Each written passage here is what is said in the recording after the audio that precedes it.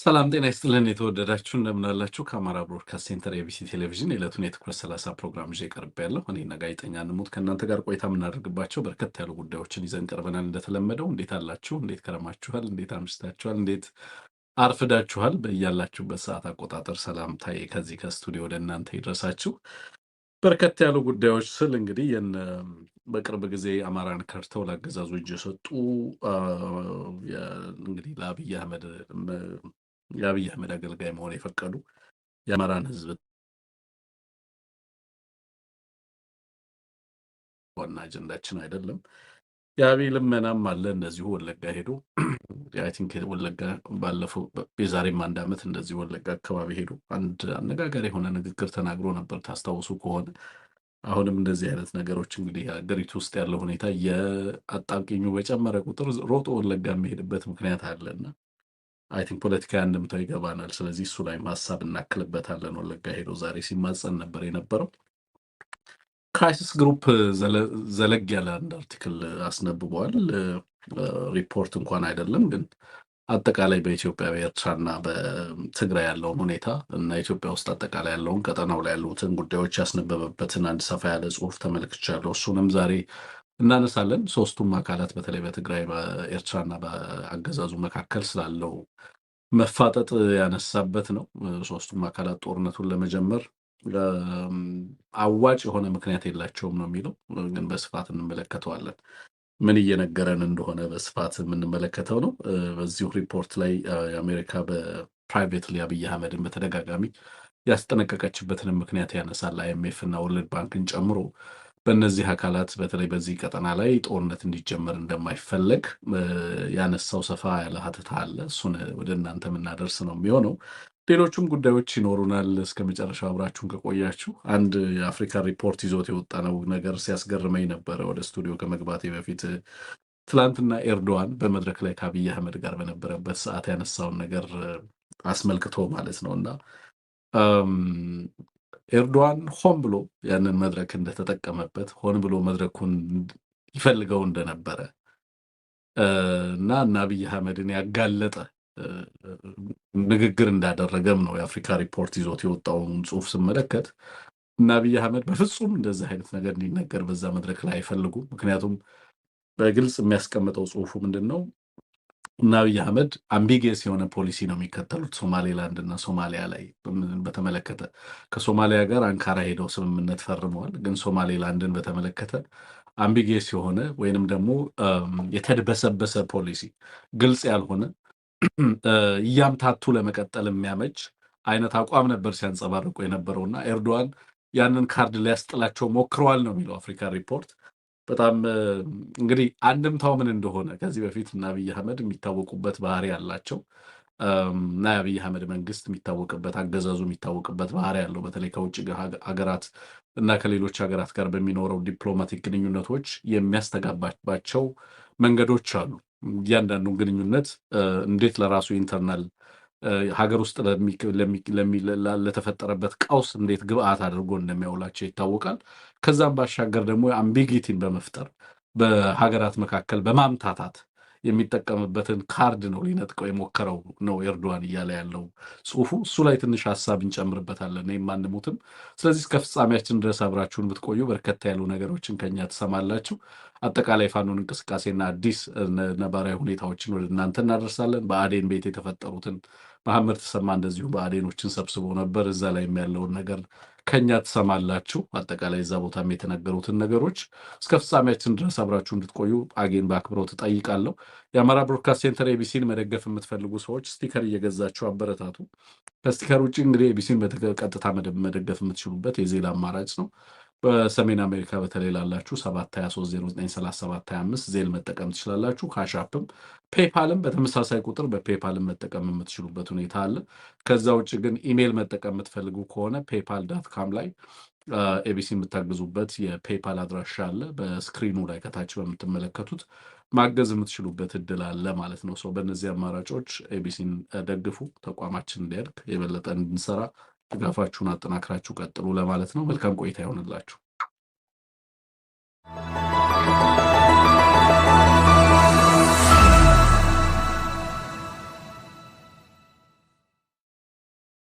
ወንድም አንሙት እንኳን ደህና መጣ። በርከት ያሉ ጉዳዮች ናቸው። በጣም አጠር አድርገን ነው የምንሄድበት፣ ምክንያቱም ክራይሲስ ግሩፕ በርከት ያለ ነገር ይዞ ስለወጣ እሱ በጣም እንግዲህ ክራይሲስ ግሩፕን ለረጅም ጊዜ ስከታተል የነበረ ግሩፕ ነው። በራሱ ለእኔ ክራይሲስ ግሩፕ ነው ስሙ እንደሚያሳየው። በተለይ አማራን በተመለከተና ከአማራ ጋር በተያያዘ ለረጅም ጊዜ እንግዲህ ዊሊያም ዴቪድሰን በነበሩበትም ጊዜ በደንብ ክራይሲስ ግሩፕን ታውቀዋለህ አንሙት የነበረውን አቋም። ዛሬ የሚያወጣው ሪፖርት እየተመለከትኩኝ ነበረ። አጠቃላይ ቀጠናው ላይ የነበረውን እና በምን ቢደረግ ብሎ እንደውም በተለይ በዚህ በሰሜን ያለው የሚሊተሪ ቢልዳፕ ወይንም ወታደራዊ ግንባታ ወደ ጦርነት እንዳይቀየር ምን መደረግ አለበት ብሎ የጎረቤት ሀገራት የአፍሪካ ሀገራት ማድረግ ያለባቸውን እና አሜሪካ እነ ቻይና እና ሌሎችም ሀገራት ማድረግ አለባቸው የሚላቸውን ነገሮች አስቀምጧል። ኢትዮጵያ ውስጥ ያለውንም ሁኔታ በራሱ ምልከታ ለመገምገም ሞክሯል።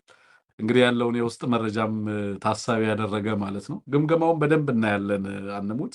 እዛ ላይ ነው በዋናነት ትኩረታችንን የምናደርገው። ምክንያቱም ፋሲኔት ያደርገኛል እንደዚህ አይነት ነገር አንተንም እኔንም ማለት ነው። ምክንያቱም የራሳችን ግምገማ ስላለን አሁን እየሆነ ያለውን ነገር የምንረዳበት የራሳችን አውድና መነጽር አለን። ግን ምዕራባውያኑ ሌሎች ደግሞ ተቋማት የሚገመግሙበትም አውድ ለእኛ ፋሲኔቲንግ ነው። ምክንያቱም ከአማራው አንጻር ነው እኛ እያንዳንዱን ነገር የምንመዝነው። እነሱ ከራሳቸው ጥቅም አንጻር ደግሞ በምን መንገድ ይመዝኑታል የሚለውን ነገር በደንብ ነው የምናየው እና ለዛ ነው ፋሲኔቲንግ ነው የክራይሲስ ግሩፕ ሪፖርት የምለው። ለዛ ነው እንሄድበታለን አንሙት። መጀመሪያ ግን ምን የምትነግረን ነገር አለ? በፋኖ ረገድ በፋኖ ቤት በኩል ምን አለ? ከዛ ከርተው ደግሞ ወደ አገዛዙ የገቡ ኃይሎችን በተመለከተ እናነሳለን። እንደዛ እያልን ነው የምናወራው። በፋኖ ቤት ያሉ ነገሮችን እስኪ ንገረን። ምን እየተካሄደ ነው? ምንድን ነው ያለው የሚለውን አሰማን። መልካም አመሰግናለሁ ወንድም ትንግርቱ። አንተም እንኳን ደህና መጣ። የኤቢሲ ቤተሰቦች እንደተለመደ ሁላችሁንም ሰላም ማለት ፈልጋለሁ። እንዴት አላችሁ? እንግዲህ ዘወትራዊው ትኩረት 30ችን ጀምሯል። እንደ ሁልጊዜው መግቢያችንን ፋኖ ተኮር የሆኑ የተወሰኑ ቁም ነገሮችን በማንሳት ብንጀምር ጥሩ ይመስለኛል። ወንድም አለም ሁለት መልእክቶች ተላልፈዋል ከፋኖ ወታደራዊ አሃዶችና ሁለቱ መልእክቶች በጣም አስፈላጊ ይመስሉኛል። አንደኛው ከአፋብን ቴዎድሮስ እዝ ምዕራብ አማራ ቀጠና ማለት ነው 109ኛ ኮር የተላለፈ የጥንቃቄ መልእክት ነው። በዚህ መልእክቱ 109ኛ ኮር በተለይ በሚያስተዳድራቸው ቀጠናዎች ማህበረሰባችን የፋኖ አባላት ነን ብር አስገቡ እያሉ የአቢሲኒያና የተለያዩ ባንኮችና ሂሳብ ቁጥር እየሰጡ የዝርፊያ ስራ ላይ የተሰማሩ አጭበርባሪዎች እንዳሉ ከማህበረሰባችን በደረሰን ጥቆማ አረጋግጠናል። ስለዚህ እነዚህ ወንበዴዎች አንድም ከፋኖ መደበኛው ሰራዊት ውጭ ሆኑና ከጥርነፋ ውጭ ሆኑ ኑሯቸው ዝርፊያ ላይ መሰረት ያደረጉ ናቸው። ሁለትም ከብልጽግና ተልዕኮ በመቀበል የስለላ ስራ ላይ የሚሰሩ ቡድኖች መሆናቸውን የመረጃ ምንጮቻችን ጠቁመውናል ነው የሚለው። ስለዚህ በተለይ 109ኛ ኮር ለመላይ ደንበጫ ወረዳ ማህበረሰብና ሌሎች አጎራባች ወረዳዎች በሙሉ ከእንደነዚህ አይነት ዘራፊዎች ራሱን እንዲጠብቅና በስልክ እየደወሉ ብር አስገቡ የሚሉ ግለሰቦችን ስልክ ቁጥር፣ የባንክ አካውንት ቁጥር በውስጥ አድራሻችን ጥቆማውን እንድትሰጡ ሲል ጠይቋል። በተለይ እንዲህ ያለ ነገር የሚያደርጉትን በተመለከተ ህብረተሰቡ ሊጠነቀቅ እንደሚገባ ያቀረበው ጥሪ የመጀመሪያው ነው። ያው እንደምታውቀው በእንደዚህ አይነት ተግባር ላይ በግምገማዎች ከዚህ ቀደም አንስተነዋል። ተገምግመው በወንጀል በምን ፋኖ ተጠያቂ ሊያደርጋቸው ሲፈልግ እየሸሹ ያመለጡ በአንድ ወይ በሌላ መንገድ በወንብድና ስራ ውስጥ የተሰማሩ በርከት ያሉ ግለሰቦች አሉ። መውጫ መግቢያ ሲያጡ ትግሉ ተጠልፏል ወይም እንዲህ ነገር ገጥሞናል እንደዚህ ሆኗል እያሉ ለአገዛዙ እጅ የሚሰጡ ናቸው። እጅ ለመስጠት የማያስችል ሁኔታ ሲገጥማቸው ግን በተመሳሳይ እኛ ፋኖች ነን እያሉ በዝርፊያዎችና መሰል ሁኔታዎች ላይ የሚሰማሩ ናቸው። ባለሀብቶች ጋር እየደወሉ ገንዘብ አስገቡ፣ ይህን ካላደረጋችሁ እንዲህ እናደርጋችኋለን የሚል ስራ የሚሰሩ ናቸው። ስለዚህ አሁን የተማከለ የፋኖ መዋቅር በመኖሩ እንዲህ አይነት ግለሰቦች ቦታ የላቸውም። ይሄንን ማጋለጥ ለሚመለከታቸው አካላት ማቅረብ ይገባል። በተለይ እንዲህ አይነት ጥያቄ የሚያቀርቡ ከሆነ ማንነታቸውን፣ ያሉበትን አካባቢ ምን ጥያቄ እንዳላቸው ለኛም ለኢቢሲ ቴሌቪዥን በስልክ ቁጥራችን ቢያደርሱ እኛ ለፋኖ አመራሮችና ለየአካባቢው ላሉ ኮሮች የምናደርስ መሆኑን በዚህ አጋጣሚ መጠቆም እንፈልጋለን። ሁለተኛው ጥሪ ከአማራ ፋኖ ሸዋ ጠቅላይ ግዛት የአጼ ዳዊት ክፍለ ጦር የተላለፈ ጥሪ ነው። በተለይ እንግዲህ ይሄ ጥሪ አጼ ዳዊት ክፍለ ጦር ነባርና አዳዲስ አባላትና አመራሮች የአፋብን ሸዋ ጠቅላይ ግዛት እዝ አባላትና አመራሮች የነበሩ ወይም የሆኑ በሙሉ በመጀመሪያ እንግዲህ ደስታውን ይገልጻል አንድ ድርጅት በመፈጠሩ። ከዛ በመቀጠል በተለይ በበርካቶች ጸረ አንድነት የወስሾተ ላይ ገመድ ጎታቾች ዘግይቶም ቢሆን ድርጅት ተፈጥሯል። ስለዚህ ይህንን ሁኔታ አሁን ያለውን አዲሱን ሁኔታ በመመልከት ከዚህ ቀደም ከነበራችሁበት ቅራኔ ኩርፊያ እና ይህን ከመሰል ሁኔታ ከትግል መውጣት ይህን ከመሸሽ ይህን ከመሰለው ነገር ወይም እንደዚህ አይነት ሁኔታ ውስጥ የነበራችሁ አሁን ልትመለሱ ይገባል የሚል ጥሪ ነው። በተለይ በአፋብን ምስረታ ጠላት ኔትወርክ እስከማቋረጥ የደረሰበት ከፍተኛ ፍርሃት ውስጥ ገብቷል። በርካታ የብልጽግናው ዙፋን አስጠባቂዎች ከንቅናቄው ምስረታ ማግስት ጀምሮ በሸዋ ጠቅላይ ግዛት በወሎ ቤት አማራ በጎጃምና በጎንደር ቀጠናዎች በተደረጉ የተቀናጁ ውጊያዎች ከፍተኛ ቁጥር ያለው ያገዛዙ ወታደሮች ተደምስሰዋል፣ ቁስለኛ ሆነዋል፣ እድለኞች ተማርከዋል።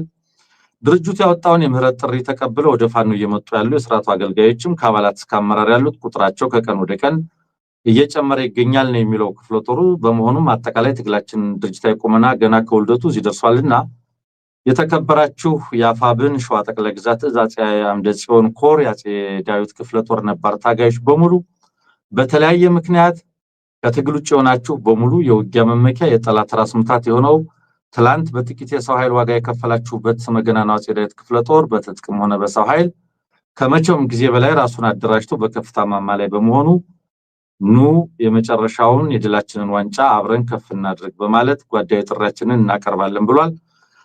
ስለዚህ ምንድነው ያለው? የአማራ ፋኖ አንድ ድርጅታዊ መዋቅር ባለመያዙና በእርስ በርስ ግጭት ምክንያት ራሳችሁን ከትግሉ አግልላችሁ ለቆያችሁ የአፄ ዳዊት ክፍለ ጦር ነባር ታጋዮቻችን በሙሉ የአማራ ህዝብ ብሶት አምጦ የወለደው የአማራ ፋኖ ብሔራዊ ንቅናቄ ተመስርቷልና ኑ የተመሰረተውን የጋራ ቤታችንን በጽኑ አለት ላይ አብረን እናቁም ሲል መልእክት አስተላልፏል። ሁለተኛው የሰረኞች እጅ ረጅም ነውና ትግላችን እየጠራ በመሄዱ ሴራቸው ሲጋለጥ ዛሬ ላይ ስራቸውን አጠናቀው እጅ ሰጠን በሚል የተበላ ማደናገሪያ ቁማር ወደ ነባር ቤታቸው በተመለሱ በአመራር ደረጃ በነበሩ የወስተርጎ ገብ ሌቦች ተገፍታችሁ ከምትወዱት ክፍለ ጦር በግፍ ለተባረራችሁ በሙሉ እኛ በጽናት የቆየን ወንድሞቻችሁ የመጨረሻውን ሳቅ አብረንን ስቅ ዘንድ ጥሪያችንን እናቀርብላችኋለን ብሏል። ክፍለ ጦራችን ከሰፈር ጠባቂነት ወጥቶ ትክክለኛ የፋኖነት ቁመናን በመያዝ በሁሉም የሸዋ ቀጠና የተሰጠውን ግዳጅ ለመወጣት ከመርሃ ቤት አውራጃ ተነስቶ እስከ መንዛ አውራጃ ከተጉለትና ቡልጋ እስከ ይፋትና ጥሙጋ በመንቀሳቀስ በሄደበት አዳዲስ ቀጠናዎች ሁሉ ታላላቅ ድሎችን መጎናጸፉ ይታወቃል። በመሆኑም በወቅቱ በተለያዩ ምክንያቶች በመሰል ግዳጅ ላይ ያልተሳተፋችሁና ራሳችሁን ከትግል ውጭ አድርጋችሁ ለነበራችሁ ነባር የትግል ጓዶቻችን በጀግናው ክፍለ ጦራችን ስም ጥሪያችንን እናቀርባለን የሚል መልእክት ተላልፏል። ስለዚህ ሁለቱ ቁልፍ መልእክቶች ናቸው። በዚህ ጥሪ መሰረት ምናልባት ፋኖ እንዳልሆነም ብለው ተስፋ ቆርጠው እንዲህ ከሆነማ እርስ በርስ በነበሩ ግጭቶች፣ ልዩነቶች፣ ቅራኔዎች ምክንያት ከትግሉ የወጡ ወይም ተስፋ የቆረጡ ከነበሩ እንዲመለሱ ነው ጥሪ የቀረበው። ይሄ ሁለተኛው ጥሪ ነው። በነገራችን ላይ በሰሞኑንም ሌላኛው ክፍለ ጦር ተመሳሳይ እዝ ተመሳሳይ ጥሪ አቅርቦ ነበረ። እንግዲህ ይሄ በጣም መሰረታዊ ነገር ነው። ቅድም ከምዕራብ ቀጠና የቀረበው በዝርፊያ ውስጥና በተለያየ ሁኔታ ውስጥ ነው ያሉት የተባለውም እንደዚሁ በእንደዚህ አይነት ሁኔታ ውስጥ ያሉ ወንድሞች ይቅርታ ጠይቀው ወንድሞቻቸው ጋር ሄደው አንድ ድርጅት ተመስርቷል። ታድሶ አድርገው አዲሱ ድርጅትና አዲሱ መስመር ምንድነው፣ ትግሉ ወዴት ነው የሚለውን ነገር ግንዛቤ ይዘው ከወንድሞቻቸው ጋር በጽናት እንዲቀጥሉ ለማድረግ የሚያስችል ጥሪዎች ያስፈልጋሉ የሚል እምነት አለን። በመሰረታዊነት እነዚህ ሁለቱ ጉዳዮች አሉ። ሌሎች የአውደ ውጊያ መረጃዎች አሉ። ግን ከዛ ባለፈ እኛ ትኩረት ልንሰጠው የምንፈልገው ያው በየቀኑ የምህረት አዋጁን ተከትሎ ምን እየሆነ ነው ያለው የሚለው ነገር እጅግ በጣም መሰረታዊና አስፈላጊ ስለሆነ እነሱን መረጃዎች አድርሼ ወደ አንተ መለሳለሁ። እንግዲህ ዛሬም በደረሱን መረጃዎች መሰረት የአድማ ብተና መሪን ጨምሮ ሙሉ አባላቱን ይዞ አፋብን ምኒልክ እዝን የተቀላቀለ ያገዛዙ አካል አለ። አንድ የአድማ ብተና አመራር ራሱን ጨምሮ ሙሉ አባላቱን 8 ናቸው ከነ ሙሉ ትጥቃቸው አፋብን ምኒልክ እዝ ኢያሱ ኮር የጎፍ ክፍለ ጦርን ተቀላቅለዋል የሚለው አንደኛው መረጃ ነው። ሁለተኛው የመከላከያ ዘመቻ መሪና 2 አድማ ብተና ቲም መሪዎች ፋኖ መቀላቀላቸውን የተመለከተ ነው። ያገዛዙን ስርዓታዊ መዋቅራዊ የሰራ አካሄድ ቀድሞውኑ የተረዱትና ሁኔታዎች ለመውጣት አስቻይ ሳይሆኑ መቆየታቸውንና አፋብንን የምህረት አዋጅ መጠቀም የውሳኔያቸው የመጨረሻ እንደሆነና በተግባር ፋኖን መቀላቀል እንዳስደሰታቸው ማስረዳታቸውን በስም ዝርዝር አጋርተውናል። እነዚህ ሚሊሻዎች ከሞጣ አድማ ብተና መከላከያና ሚሊሻ ናቸው። ከሞጣና መርጦ ለማርያም ያገዛዙ ካምፕ በመውጣት ፋኖን የተቀላቀሉ ናቸው። ሌላው 2 አድማ ብተና አባላት 4 መሳሪያ ይዘው እንግዲህ አይ ቲንክ ይሄ ትናንት ስናቀርበው የነበረው እነሱም መቀላቀላቸውን የሚያሳይ ነው። ሌሎችም እንደዚሁ የምህረት አዋጁን የተቀበሉ ያገዛዙ ኃይል አባላት 109ኛ ኮር 99ኛ ክፍለ ጦርን መቀላቀላቸውን የሚያሳይ መረጃ አለ። በየቀኑ ይህንን የምህረት አዋጅ ተከትሎ ወደ ፋኖ የሚገቡ ያገዛዙ ጥምር ኃይል የሚባሉ አድማ ብተና ሚሊሻና መከላከያ ወደ ፋኖ እየገቡ መሆናቸውን የሚያሳየው ነገር በየቀኑ ተመሳሳይ መረጃዎች በስፋት ነው እየሰማን ያለነውና ይሄ በጣም በጣም አበረታች ነው። ይሄንን ፕሮሞት ማድረግ ይሄንን ማስተዋወቅ ይሄንን ማሳየት በጣም አስፈላጊ ነው። በርካቶች የመውጫ መንገድ አስቻይ ሁኔታ ያጡ ነው ባገዛዙ መዋቅር ውስጥ የቀጠሉት እንጂ ይሄንን እድል መጠቀም ይፈልጋሉ። በርካቶች መቼ ፋኖ እንደሆነና ነው ፋኖ እውነት አንድ ሆኖ ትግሉን አጠናክሮ በማከላዊነት እየመራ ይመጣል ወይስ ተበታትኖ እርስ በርስ ተዋግቶ ይጠፋል የሚል ስጋት ውስጥ ጥያቄ ውስጥ ጥርጣሬ ውስጥ የነበሩ አሉና ያ ሁሉ እንዳልሆነ የፋኖ አንድነትም እያሳየ ነውና ይሄንን በየቀኑ መንገራችንን ማስተዋወቃችንን እንቀጥላለን። ከፋኖ አኳያ ያሉ መረጃዎች እነዚህ ናቸው። ትንግርቱ አንሙት 2 ነገር ላይ ልጨምር። ቴንክ ዩ በጣም እናመሰግናለን። 2 ነገር ላይ ሐሳብ ላክልበት። አንደኛው የዚህ በፋኖ ስም ገንዘብ በተለይ በከተሞች በርከት ያሉ ከተሞች አካባቢ እንደዚህ አይነት ችግሮችን በተደጋጋሚ ይሰማለሁ። በግል ባለሀብቶችን ገንዘብ የሚያስቸግሩ ሰዎች እንዳሉ አንዳንድ ቦታ ላይ መረጃ ሰማለሁ። እነዚህ ሰዎች አገዛዙ ራሱ የሚያደራጃቸው በማህበረሰቡ ላይ ከፍተኛ ጫና እንዲፈጥሩ ይሄ በነገራችን ላይ በዘመናዊ ጦርነት ዋርፌር ውስጥ በተለይ ካውንተር ኢንሰርጀንሲ ላይ አንዱ አገዛዞች የሚጠቀሙት ኢንሰርጀንሲውን እና በተለይ ደግሞ የሽምቅ ተዋጊ ቡድኑን ስም ለማጉደፍ ቅቡልነቱን ለማሳጣት ማህበረሰቡ ላይ የምታደርጋቸው ጥፋቶች ናቸው። ማለት በጣም እንደውም በጣም ክላሲካል የሚባል አንደኛው የካውንተር ኢንሰርጀንሲ ትግበራ አካል ነው። አሁን ይህንን አማራጭ በጣም በርካታ ሀገራት ከሚያመጣው ጥቅም ይልቅ የሚያስከትለው ጉዳት በማህበረሰብ ላይ በጣም ከፍተኛ እየሆነባቸው ስለመጣ እንዲህ አይነት ካውንተር ኢንሰርጀንሲ ቴክኒኮችን አይጠቀሙም። ብዙዎቹ አቮይድ አድርገውታል። እንደውም ምንድነው የሚያደርጉት? አብዛኞቹ ማህበረሰብን ከማሰቃየት ይልቅ ማህበረሰብ በጣም ተጠቃሚ እንዲሆን በማድረግ አማላይ በሆኑ ፕሮጀክቶች አዋጭ በሆኑ ኢንሴንቲቮች ህዝብን ወደ ራሳቸው ለማምጣት በርካታ አገዛዞች ያደርጋሉ ብዙ አካባቢ ላይ። ይሄ አገዛዝ ግን የአማራን ህዝብ መደሄት፣ መጎሳቆል፣ መውደም ስለሆነ የሚፈልገው እንዳልከው ጦርነቱ 2 አይነት ነው። ማኒፌስት የሆነ ግብ አለው፣ ሌላው ደግሞ አንኢንቴንድድ የሆነ ግብ አለው። ማኒፌስት የማያደርገው ላተንት የሆነ ግብ አለው።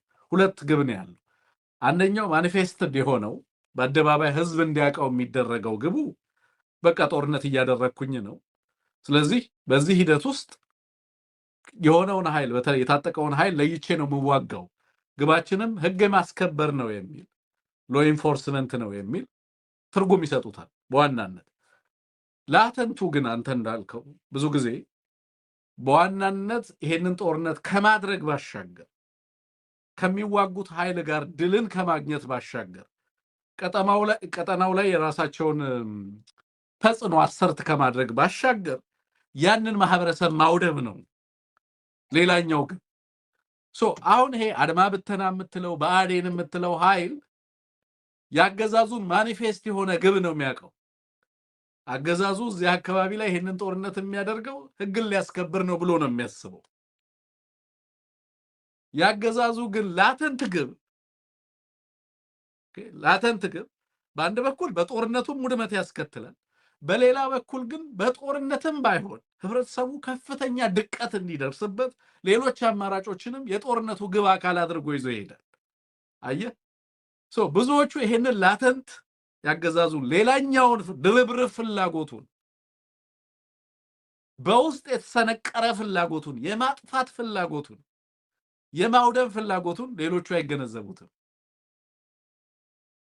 ለዚህ ነው አሁን አንዳንድ ቪዲዮዎችን ዛሬም ስመለከት ነበር የአርሶ አደሩ ቤት ገብተው እህል ሲደፉ ቤት ሲያቃጥሉ ንብረት ሲያወድሙ ምናምን የሚያሳዩ ቪዲዮዎችን ተመልክቻለሁ። ያገዛዙ አካላት የጸጥታ አካላት ማለት ራሳቸውን የጸጥታ አካላት እንዳልከው በከተሞች እየሄዱ በፋኖ ስም ህብረተሰቡን ገንዘብ እየጠየቁ ህዝብ ላይ ምሬትን ለመፍጠር የሚደረገው ጥረት አንደኛው የዚህ ጦርነት የዚህ አገዛዝ የጦርነት ስልት አካል ተደርጎ መታየት አለበት። ስለዚህ ህብረተሰባችን ሁሌም እንዲገነዘብ የሚያስፈልገው ነገር ምንድነው?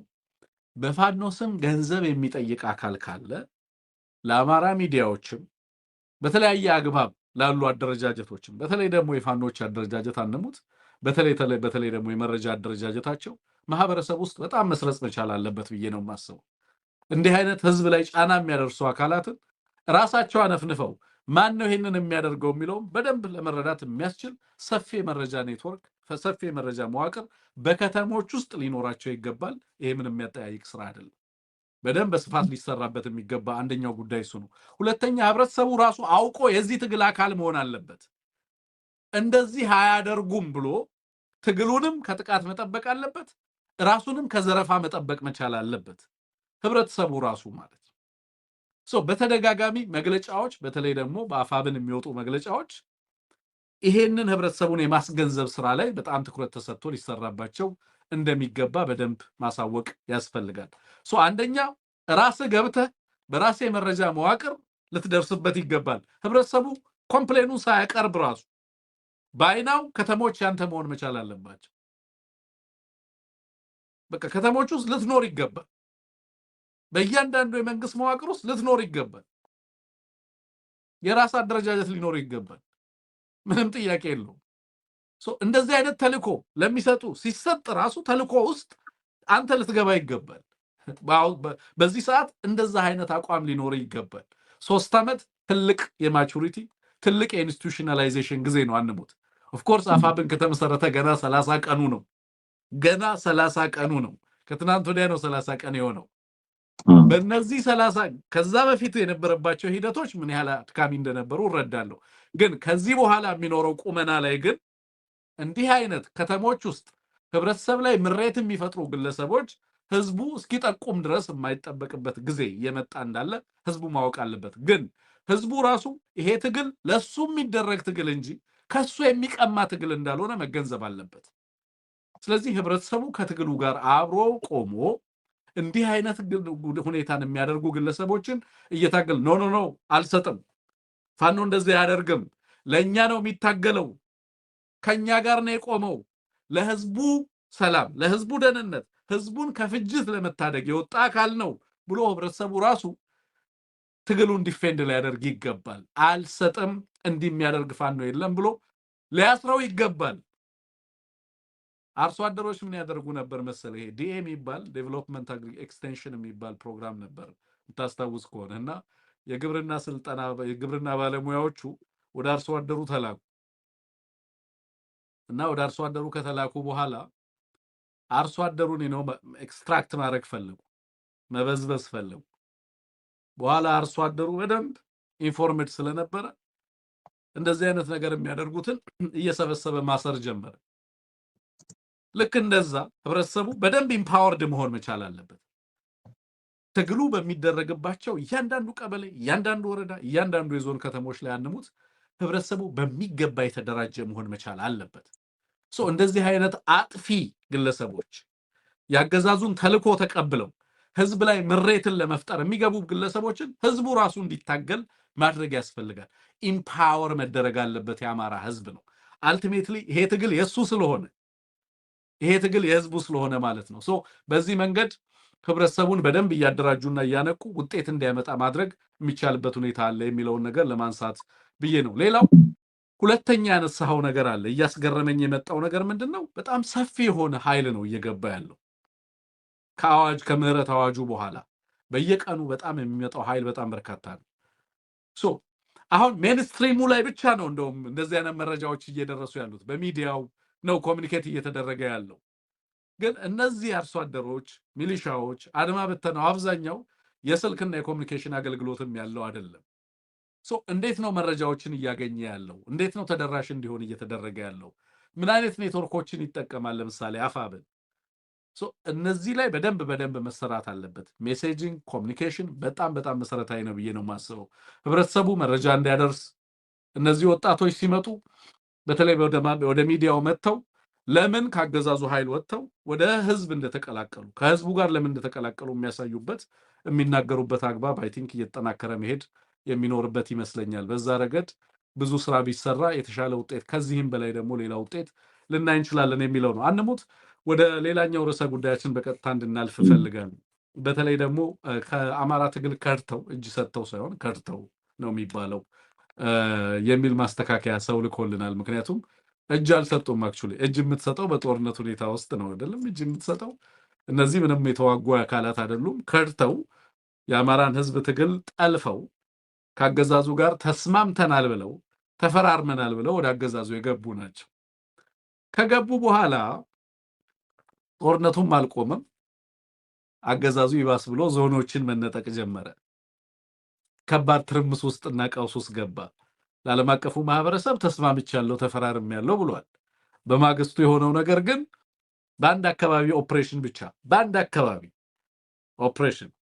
እና ኦፕሬሽን ቲያትር 19 ወረዳዎችና የከተማ መስተዳደሮችን 3 የከተማ መስተዳደሮችን ሙሉ ለሙሉ ተነጠቀ በአንድ ጊዜ 24 ሰዓት ባልሞላ ጊዜ ውስጥ ሙሉ የጸጥታ መዋቅሩ በትንትኑ ወጣ አለኝ ለፍቼበታለሁ ገንዘብ መድቤበታለሁ እያለ ብዙ ጊዜ እንትን ሲል የነበረው ነገር ሁሉ ተበታተነ አንሙት እንደውም በርካታ ልጆች እጅ ሰጥተውበታል የተባለው አካባቢ ላይ በፍጥነት ተደመሰሰ ኃይሉ ሶ ከዚህ በኋላ ምንድነው የሆኑት እነዚህ ልጆች ተጠርጣሪ ነው የሆኑት ኦርፋን ነው የሆኑት ባለቤት የላቸውም አሁን አገዛዙ ለራሱ ይፈራቸዋል ከህዝብ ተነጥለዋል አሁን ካገዛዙ ድጋሚ ዋስትናና መተማመኛ መጠየቅ ጀመሩ ሲያነሱ የነበሩትን አንዳንድ ነገሮች እንስማና እንሙት ምናልባት ሐሳብ ተሰጥበታል የአማራም ህዝብ ሐሳብ እንዲሰጥበት ሌላውም አድማጭ ሐሳብ እንዲሰጥበት በዚህ አጋጣሚ ጠይቃለሁ ቪዲዮ ዝግጁ ከሆነ ቴክኒሻናችን አጫውትልን ተቋም ምን ያክል ጥርስ ያለው ገለልተኝነት ፕራክቲካሊ ምን ያህል የወጣንበት ጥያቄ እስካሁን ድረስ አንዱም አልተመለሰም ምናልባት በዚህ 3 ዓመት ውስጥ እናንተ ምን አቺቭ አደረጋችሁ እስካሁን ድረስ ባለው ቢያንስ ምንም አይነት ተጽዕኖ ደርሶብን አያውቅም አይመለከተኝም ብሎ ወረቀቱን ተቀብሎ ጥሎ እስር ቤት የሚወረውረን ከሆነ አሁንም በቀጣይ ምን አይነት ዋስትና ይኖረናል እሺ አንሙት የተወሰነ የተቀነጫጨበ ነው ከነ እንግዲህ የመጣልኝ ቪዲዮ ለኔ በቂ ነው አናሊሲስ ለመስራት አንደኛው የስር ዋስትና ሌላኛው ከከዳ በኋላ ነው ስለ ገለልተኛነት እየጠየቀ ያለው የምክክር ኮሚሽኑ ምን ያህል ገለልተኛ ነው ይያለ ሌላኛው ከአንዱም ጥያቄያችን አልተመለሰም ከመጣን ጀምሮ ጥያቄያቸው የምር ይመለሳል ብለው ይጠብቁ ነበር ማለት ነው እንደዚህም አይነት ተስፋ ነበራቸው ማለት ነው ትልቅ ነገር ነው እንግዲህ ጥያቄም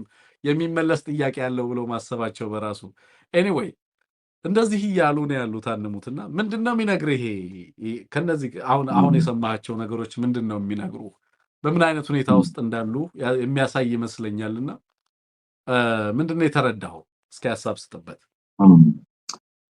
ያ ምናልባት ሙሉ ነገሩን ብንመለከተው የተሟላ ነገር ለመስጠት ለመናገር ያስችለን ነበር ግን የተወሰኑ ነጥቦች አሉ እንዳልከው መነጋገሪያ ሊሆኑ የሚገባቸው ለምሳሌ ጥያቄዎቻችን ተስማምተንባቸው የገባናቸው አንዳቸውም አልተመለሱም ይላሉ በሌላ በኩል እነሱ ራሳቸው የዋስትና እንደሌላቸው የሚያነሱበት ሁኔታ አለ በሌላ ረገድ ስለ ኮሚሽኑ ይሄ ናሽናል ዲያሎግ ስለሚባለው ኮሚሽን ነፃነት ገለልተኝነት whatever የሚያነሷቸው ነገሮች አሉ እኔ እነዚህ ሰዎች ደጋግመን መልሰን አጀንዳ ማድረጋችን እውነት ለመናገር ምንድነው እኛ ሀገር የሚባለው የሞተ ዘመድ የለህም ወይ የረሳኸው ይባላል። እንደ ሞተ ዘመድ ልትረሳቸው የሚገቡ ከሃዲያን ናቸው። ነገር ግን በአንድ ወይ በሌላ መንገድ አገዛዙም ፖለቲካሊ ሰራባቸው ስለሚፈልግ በአንድ ወይ በሌላ መንገድ የነዚህ ሰዎችን መግባት ፕሮሞት ለማድረግ ጥረት የሚያደርጉ አካላት ስላሉ የግድ በየጊዜው መተን መልስ መስጠት አስፈላጊ ስለሆነ ማንሳታችን የግድ ነው። በመሰረታዊነት በዚህ አገዛዝ የተቋቋሙ ተቋማትን ራሱን አገዛዙን ጨምሮ ብልጽግና የሚባለውን መዋቅር ጨምሮ ፖለቲካዊ መዋቅሩን፣ ወታደራዊ መዋቅሩን፣ ሌሎች መዋቅሮችን እንደ ፋንክሽናል ተቋም ማለት ስራቸውን በነፃነትና በሙሉነት ለሰው ብለው ለህዝብ ብለው ለዜጋ ብለው እንደሚሰሩ አድርጎ ማሰብ የነዚህ ልጆች የመጀመሪያው ለምን በረሃ ገቡ የሚያስብል ነው።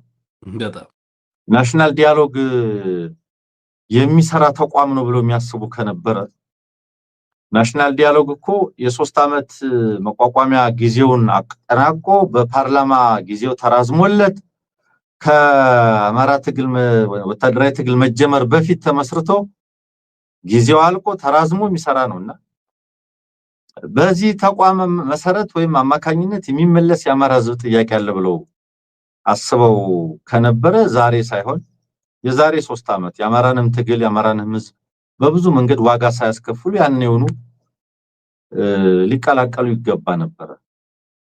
ዞሮ ዞሮ በዚህ መንገድ የሚያስመልሱት ጥያቄ የለም። የነሱ ድርድር የሚያስመልስ የአማራ ጥያቄ የለም። የሚያምኑበት የአማራ ጥያቄ ካለ የሚቀበሉት የአማራ ጥያቄ ካለ አለ የሚሉት ጥያቄ ካለ በኮሚሽን በብልጽግና በሆነ ፓርቲ በሆነ ሲቪክ ሶሳይቲ በሆነ መንገድ ሊመለስ የሚችል የአማራ ጥያቄ የለም። ይሄንን ሳይረዱ ጠበንጃ ማንሳታቸው አስቂኝ ነው። እርግጥ ነው ባጣ ቆየኝ ነው ያደረጉት። እዛ ጠበንጃ ያነሱበት ቦታ ላይ አዋጭ ከሆነ ስልጣን፣ ቦታ፣ ስፍራ፣ ትግል ዋቴቨር አመራር፣ ክብር፣ ዝና ሊያገኙበት መድረኩ እነሱን ያንሳፈፈ ከጥቅም ውጭ ሲያደርጋቸው ደግሞ መልሰው በዚህ መንገድ ሊገለጡ ተገደው ነው ወደዚህ መጡ። አንዳንዶቹ ወንጀለኞች ናቸው። አንዳንዶቹ የግል ጉዳይ ያስወጣቸው ናቸው። በብዙ መንገድ አሁን ይሄ ፊት ለፊት የምንመለከተው ጋዜጠኛ እኔ አውቀዋለሁኝ፣ አዝናለሁ። ከእጅግ መስጠት አላበቂ መክዳት ከመክዳቱ 2 ቀን በፊት እኔናንተ ያቀረብነው እንዳሞታለህኝ ቃለ መጠይቅ አድርጎ ይሰራ ነበር። ከ2 ቀን በኋላ ግን ትግሉ ተጠልፏል አለ። ከ2 ቀን በፊት የፋኖን ጀግንነት የሚመሰክሩ ዝግጅቶች ጽሁፎች ሲጽፍ ነበር። ከ2 ቀን በኋላ ምን ተፈጠረ? ስለዚህ በግል ጸባይ በግል ምግባር እና ያን በተመለከተ ያን በሚመለከት ሁኔታ ውስጥ እዛ መድረክ ላይ እዛ ሜዳ ላይ እዛ ሁኔታ ውስጥ ለመቆየት ያልቻሉ ሰዎች ወጥተው ዛሬ ትግሉን ወደ ማጠልሸት እና አገዛዙን ወደ መለማመጥ መግባታቸው አስገራሚ ነው። ያልገባቸው ምንድነው? ጃልሰኒ ይዟቸው የገባቸው ጃልሰኒና እሱ ይዟቸው የገባቸው ልጆች ምን ሆኑ የሚለውን መዘንጋታቸው ነው። እሱ እኮ ይዟቸው የገባቸው ልጆች መከላከያ ዩኒፎርም ለብሰው ከተማውን ዞር ካሉ በኋላ ግማሾቹ እየታነቁ ወደ እስር ቤት ሄደዋል። ግማሾቹ የህግ ተጠያቂ ናቸው ተብለው እኮ ወደ እስር ቤት ገብተዋል። አስፈላጊነታቸው እንክብካቤውና ክብሩ ለተወሰነ የፕሮፓጋንዳ ፍጆታ ለተወሰነ ሌላውን ኃይል ተጽዕኖ ለማሳደር እስከጠቀመ ድረስ ብቻ እንደሆነ አልተረዱ። ሁልጊዜም እንደዚህ ታቅፈው ተይዘው የሚቀጥሉ ነው የሚመስላቸው። በዛ ረገድ በጣም ተሸውዷል። ስርዓቱንም አለማወቅ ነው፣ ሁኔታዎችንም አለመረዳት ነው። ተመልካች አተው እንዳለፈ ቀን የሚዘነጉበት ጊዜ ሩቅ አይደለም። ምናልባት ፕሮፌሰር መስፍን አርአያ ያን ጊዜም ሲናገር ነበር አጀንዳ ያስገቡ የፋኖ ኃይሎች አሉ ምናምን ሲል ነበር። እንግዲህ እነዚህ ከነበሩ እስኪ ከነሱ ጋር ቁጭ ብሎ በአማራ ክልል ያለውን ሁኔታ ሰላም ያርገውና እንየው። ነገር ግን ከእውነታው ጋር የሚሄድ አይደለም።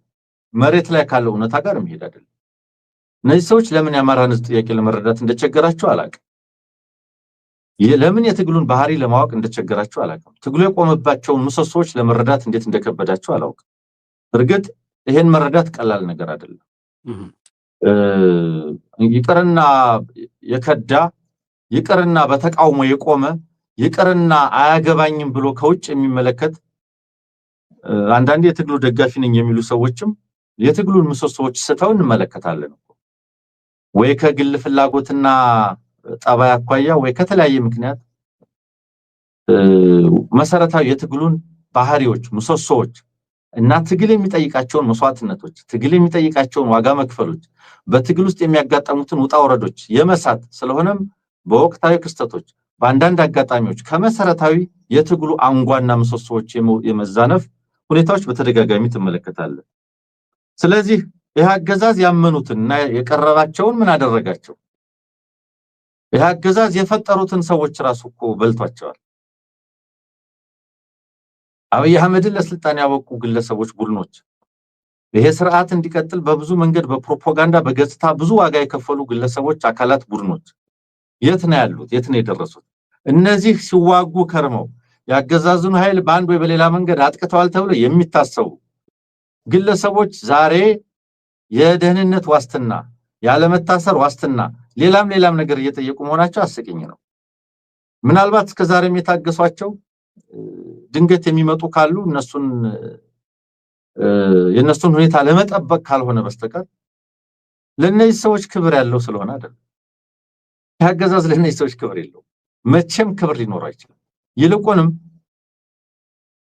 ከህዝብ እየተነጠሉ ነው ያውቃል። ከህዝብ ተነጥለዋል፣ ከሌላው ታጋይ ተነጥለዋል። ተቆርቋሪ እንደሌላቸው ያውቃል። ለምን ተነኩብኝ የሚል አንድም አካል የለም። ያኔ እንደፈለገ ያደርጋቸዋል። አየ የዲክታተርሺፕ አንዱ መገለጫ ይሄ how dictatorship works የሚል መጽሐፍ አይተህ ይሆናል። ለየት የሚያደርገው ይሄ ነው። ይነጥልና ብቻህን አየር ላይ ያንሳፈፋል። ከዛ በኋላ እንደፈለገ ይጫወትብሃል። ባሪያ ትሆናለህ። አሁን ብዙዎቹ ባዕዴኖች ባሪያዎች ናቸው። ከህዝብ ተነጥለዋል፣ ከአማራ ህዝብ ጥያቄ ተነጥለዋል። ቢወረውራቸው፣ ቢያስራቸው፣ ቢቀብራቸው፣ ምንም ቢያደርጋቸው ማን ግድ ይሰጠዋል? እሰይ ነው የሚለው። የነዚህ ጣፈንታ ከዛ የተለየ አይደለም። የተሿሚውን ያብናንጃ ተመልከተው። ምንስ ቢያደርጋቸው አሁን ማን ግድ ይለዋል? እነዚህም ከነዛ የተለየ ጣፈንታ አይደለም ያላቸው። አንዳንዶቹ ሹመት ይጠብቃሉ። ኢንፋክት አንዳንዶቹ ወደ ውጊያም ገብተዋል ተደረበው። አሁን ፋኖን ተዋጉ ተብለው ገብተው እየተዋጉ ነበር መቸለታ ደቡብ ጎንደር ላይ። ያም ሆነ ይህ የሚቀጥል እንክብካቤ የለም። አሁን የህዝብ ጥያቄ ለማስመለስ ስንስማማ ያቀረብናቸው ጥያቄዎች እንደዚህ ያልናቸው ጥያቄዎች የትኞቹ ተመለሱ? እንዲህ አይነት ሂሳብ ወረረድ ውስጥ ይህ አገዛዝ ሊሰማቸው አይችልም።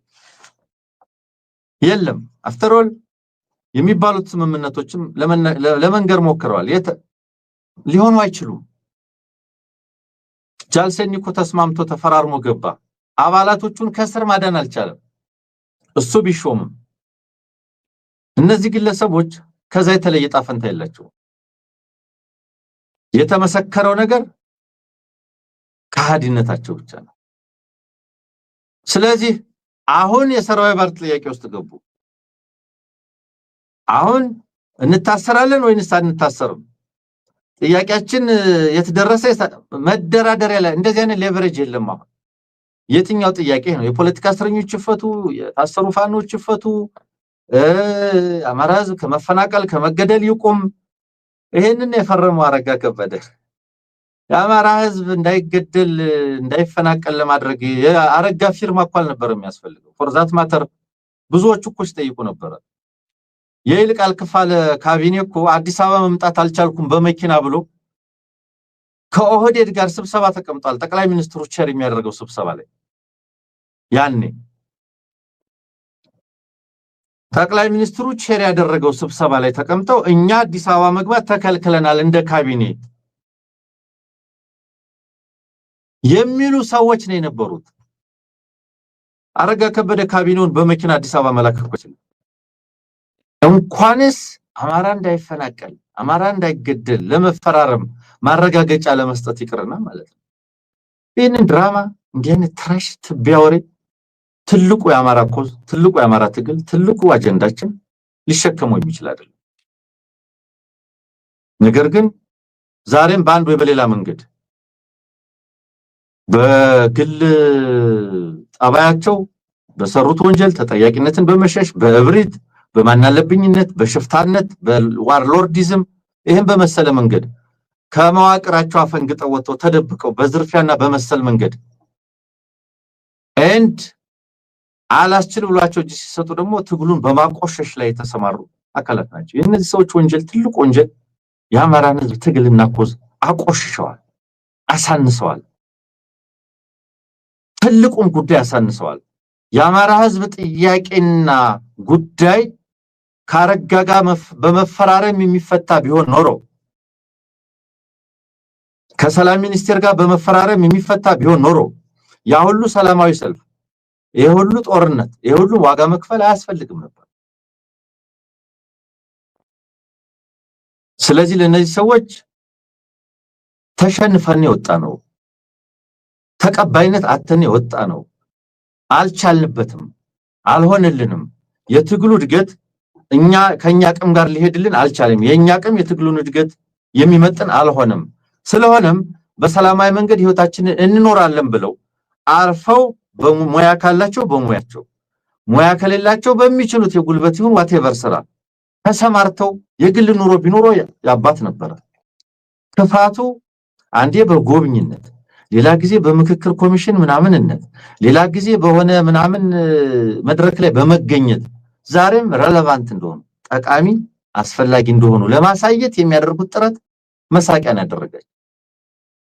ይሄንን የሚያይ የሚረዳ የአማራ ወጣት ይሄንን የሚከተል የሚያይ የሚታዘብ የአማራ ህዝብ ውስጡም ጭምር የህልውና አደጋ ውስጡም ጭምር ባንዳነቱ ከሃዲነቱ ተአጥቂነቱ ከውስጡም የሚመነጭ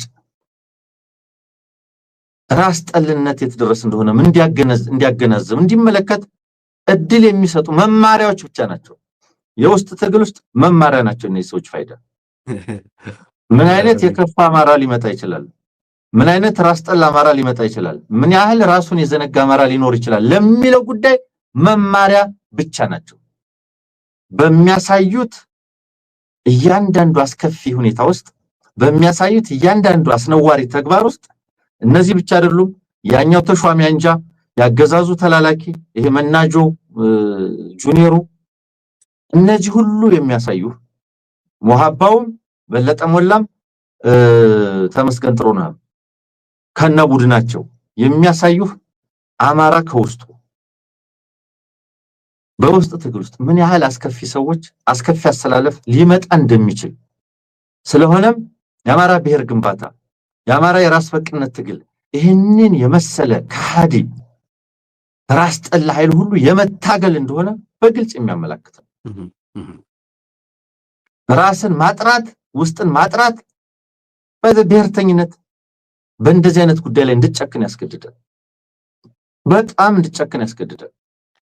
የግድ ነው። አንድ ጊዜ በአንድ ቃለ መጠይቅ አይደለም የዛሬ 6 ዓመት ይመስለኛል አንተ የተናገርከው ቃለ መጠይቅ ነበር ከአንድ ሚዲያ ጋር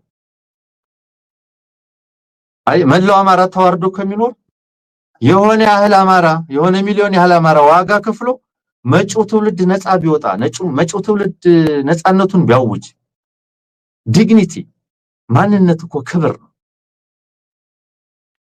አሁን እነዚህ ሰዎች በዚህ አገዛዝ ጥበቃ በዚህ አገዛዝ ዳረጎት በዚህ አገዛዝ ትራንስፖርት ያገዛዝ በሚሰጣቸው ኮንዶሚኒየም ወይም ምናምን ማረፊያ ምናልባት ቀጣይ ጥያቄ ማረፊያ አልተሰጠኝም ሊሆን ይችላል። ዛሬ እንታሰራለን አንታሰርም ጥያቄያችን ተመለስ አልተመለሰም ነው አይደል?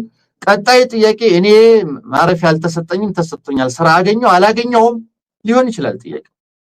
እንደዚህ ቀብረነክ የሆነ አየህ አማራ ህዝብ ላይ የደረሰው ጥቃት እንደዚህ አይነት ሜንታሊቲ ያላቸው ሰዎችም እንዲኖሩ ማድረጉ ነው። በጣም የአማራ ህዝብ ላይ የደረሰው ስነልቦናዊ ሞራላዊ ስነምግባራዊ ሁለንተናዊ ጥቃት አንደኛው መገለጫ እንደነዚህ አይነት ሰዎች እንዲኖሩ ማድረጉ ነው።